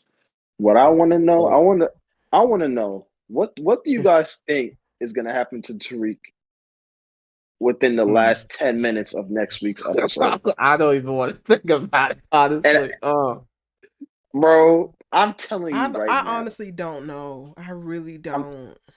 I have my PTO ready because yo, I'm telling y'all Ross said, right prepare the now, others, because I ain't coming. I'm preparing. Let me tell you something. When I seen tonight's episode, when I tell you, I immediately look. This is exactly how the order went. I went to the Discord, then I went to Mark Dirt, then I went to MovieBot, then I went back and watched. I was distraught for like 30 minutes. I paused it. I was distraught. I called my mom just to die. I said, hold up. I said, wait. I said, no. I said, no, no, no. I called my mom. She said, why are you calling me so late? I said, I was just checking on you, and I hung up the phone. That episode messed me up. I sat here in silence. uh, I sat here just staring at the wall for 30 minutes. I could I'm not, not gonna. I just could not process. You know what? I'm not gonna lie. For about 20 minutes, I started bumping Mary J. Blige's greatest hits. I started listening to "Be Without You." Come I on, started Sophie, ran up listening them to streams. "Pain." I started listening to "Real Love," "Strength of a Woman." Oh my gosh! Like, oh, I had to give her some support because I was shocked. I did not think that they were gonna go through with it. I really didn't. It.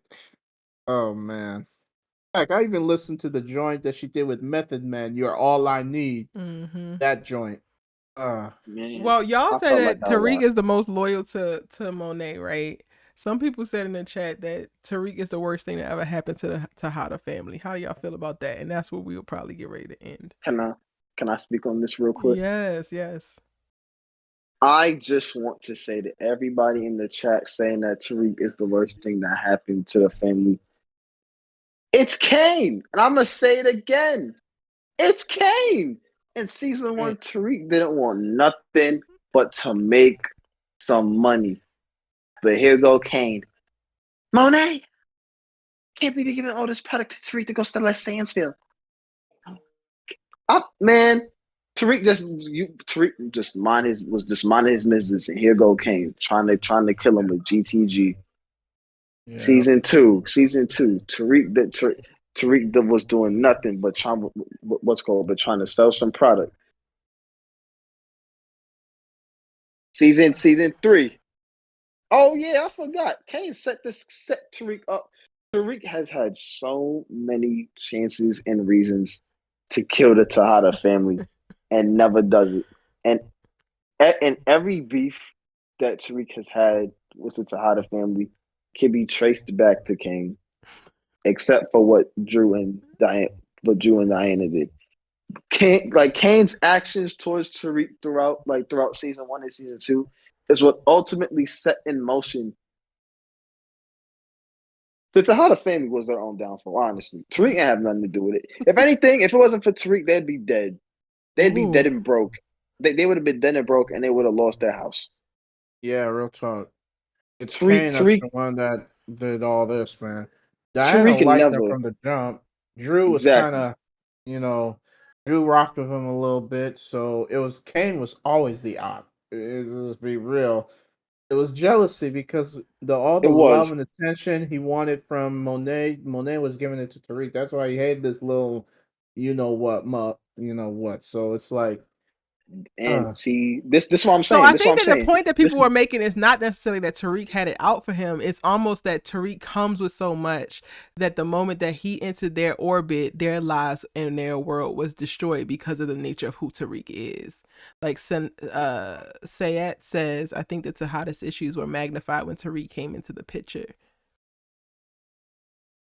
I feel like if anything, Tariq is the reason why they were being. Give me grace because this just popped into my head while I try to explain it. Okay. Tariq is the reason why every single one of the Tejada kids were ended up, because if you think about it, Monet had control over every piece on the board in season one. Mm-hmm. Drew, Diana, and Kane were scared of Monet.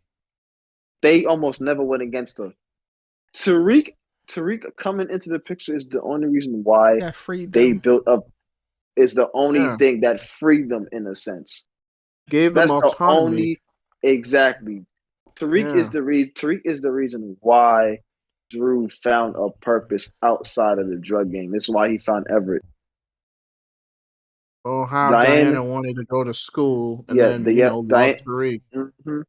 Now, Kane, Yep. I don't know for sure. Like, Kane was just hating from this jump, so I don't know how he fits in that. Kane Was he with just hating, Kane, or was Tariq doing something that he wanted to actually do? He said it outright in this episode. He wants to be Frank Lucas, Bumpy Johnson, and Tariq is the younger nigga coming up behind him. His father is Ghost. When you but hindsight is 2020. Yes, Kane has this real ridiculous jealousy of Tariq, but now we really do understand where it comes from. It's not just because of how his mother regarded him. It's because Tariq is set up to be who Kane wants to be, with less obstacles. the Marcus said Tariq told Monet that he destroys everything that comes around him, which I do definitely agree with. But Tariq wasn't the cause of the Tejada's, Tejada's downfall. It's Yeah, like, it's more if complicated than that. anything, it's way more complicated than that. Tariq's motives were complete. Tariq's motives were simple.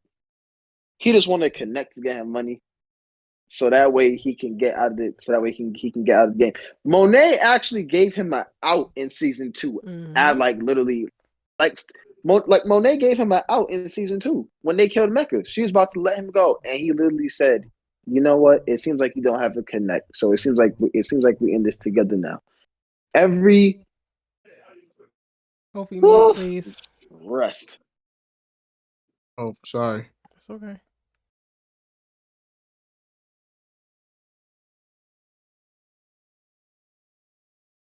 Ramon says if it Oh, wasn't for Kane, Course Correct would still be running and doing numbers, and Tejadas would have been set.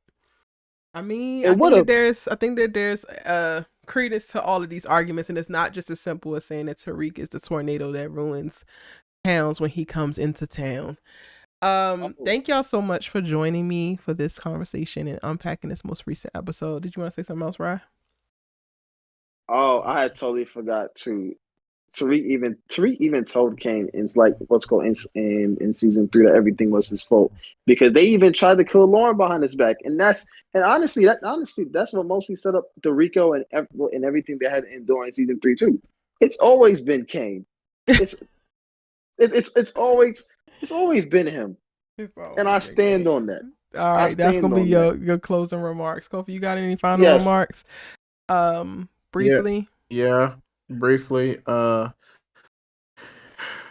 feel like I'm about to shed some more tears in the next episode, if I'm gonna be honest. Like, I shed a tear when Monet died. I fear maybe I'm tripping, maybe I'm just being a little bit over dramatic, but somebody's gonna put their life on the line and it's gonna make me tear up, real talk. And yeah, right, I agree. Kane always been the op, but that man just wanted to be loved. He just wanted some validation, either from Lorenzo or his mama. But I think seeing his mom die for him, her saying my babies, and I think it's going to radically change him. Even if he does survive, let's say he doesn't die, I think moving forward, Kane's gonna start to move different, think different, and be a little bit more. I won't say tactical, but better. He'll be better. Yeah, it's unfortunate, but I think out of all the kids, he's going to be the most radically changed from Monet dying, and that's where I leave off on this. I appreciate it, y'all. Thank you so much for coming in and having this conversation with me. I will see y'all, of course, next week for the finale. It's gonna get real. I'm probably gonna have to take off from work. I got my PTO Thanks ready. for the props.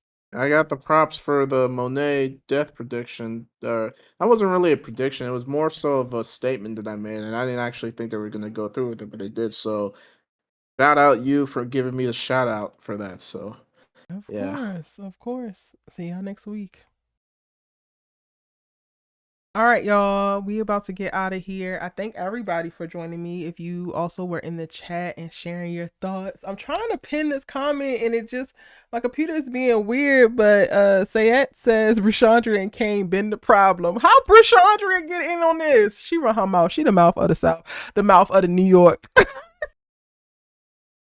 Y'all, episode 9 gave what needed to be gave. Rest in peace. Pour one out for Monet, Nene, Tejada. Job well done. You got a little touch and go. You were all over the place. You might not have been the best mom, but you was a loving mom. You did the best that you possibly could. And now your work here is done. Your kids got it from here. I'm very excited to see where the Tejada kids go next and where we are about to end off this particular part of this power era, this Powerbook 2 Ghost era. I don't believe that this is the very end, but we will enjoy the finale for the finite thing that it is before we launch into something else that I am definitely expecting very, very soon. If you are still in here, give this video a like before we get out of here. I thank you guys so very much. Check out my second channel where I drop my first thoughts, which is typically just my reactions and a quick breakdown, overview, recap of the episode, typically right after. Also check out some of my mutuals. Shout out to Monet, shout out to Brillo, The Big Review, shout out to MovieBot, shout out to Mark Dark, all amazing commentators and mutuals of mine who create content as well, specifically in the Power universe, but are also so very supportive of me and just really amazing. So I will see y'all next week. I will be dropping additional videos to talk about various storylines, and I am going to try to push out a predictions video, even though I'm wrecking my brain right now to predict what happens for Tariq. Like, I think Tariq is going to be the hardest thing because he is the gateway to whatever also follows after the finale. But look out for those videos and give them a watch. I'm gonna be dropping some over the weekend. Drop your thoughts if you are watching this on replay or a little bit behind in watching this live. I will still be checking the comments. I thank you guys again so much for joining me this tonight, and I will see you in the next video.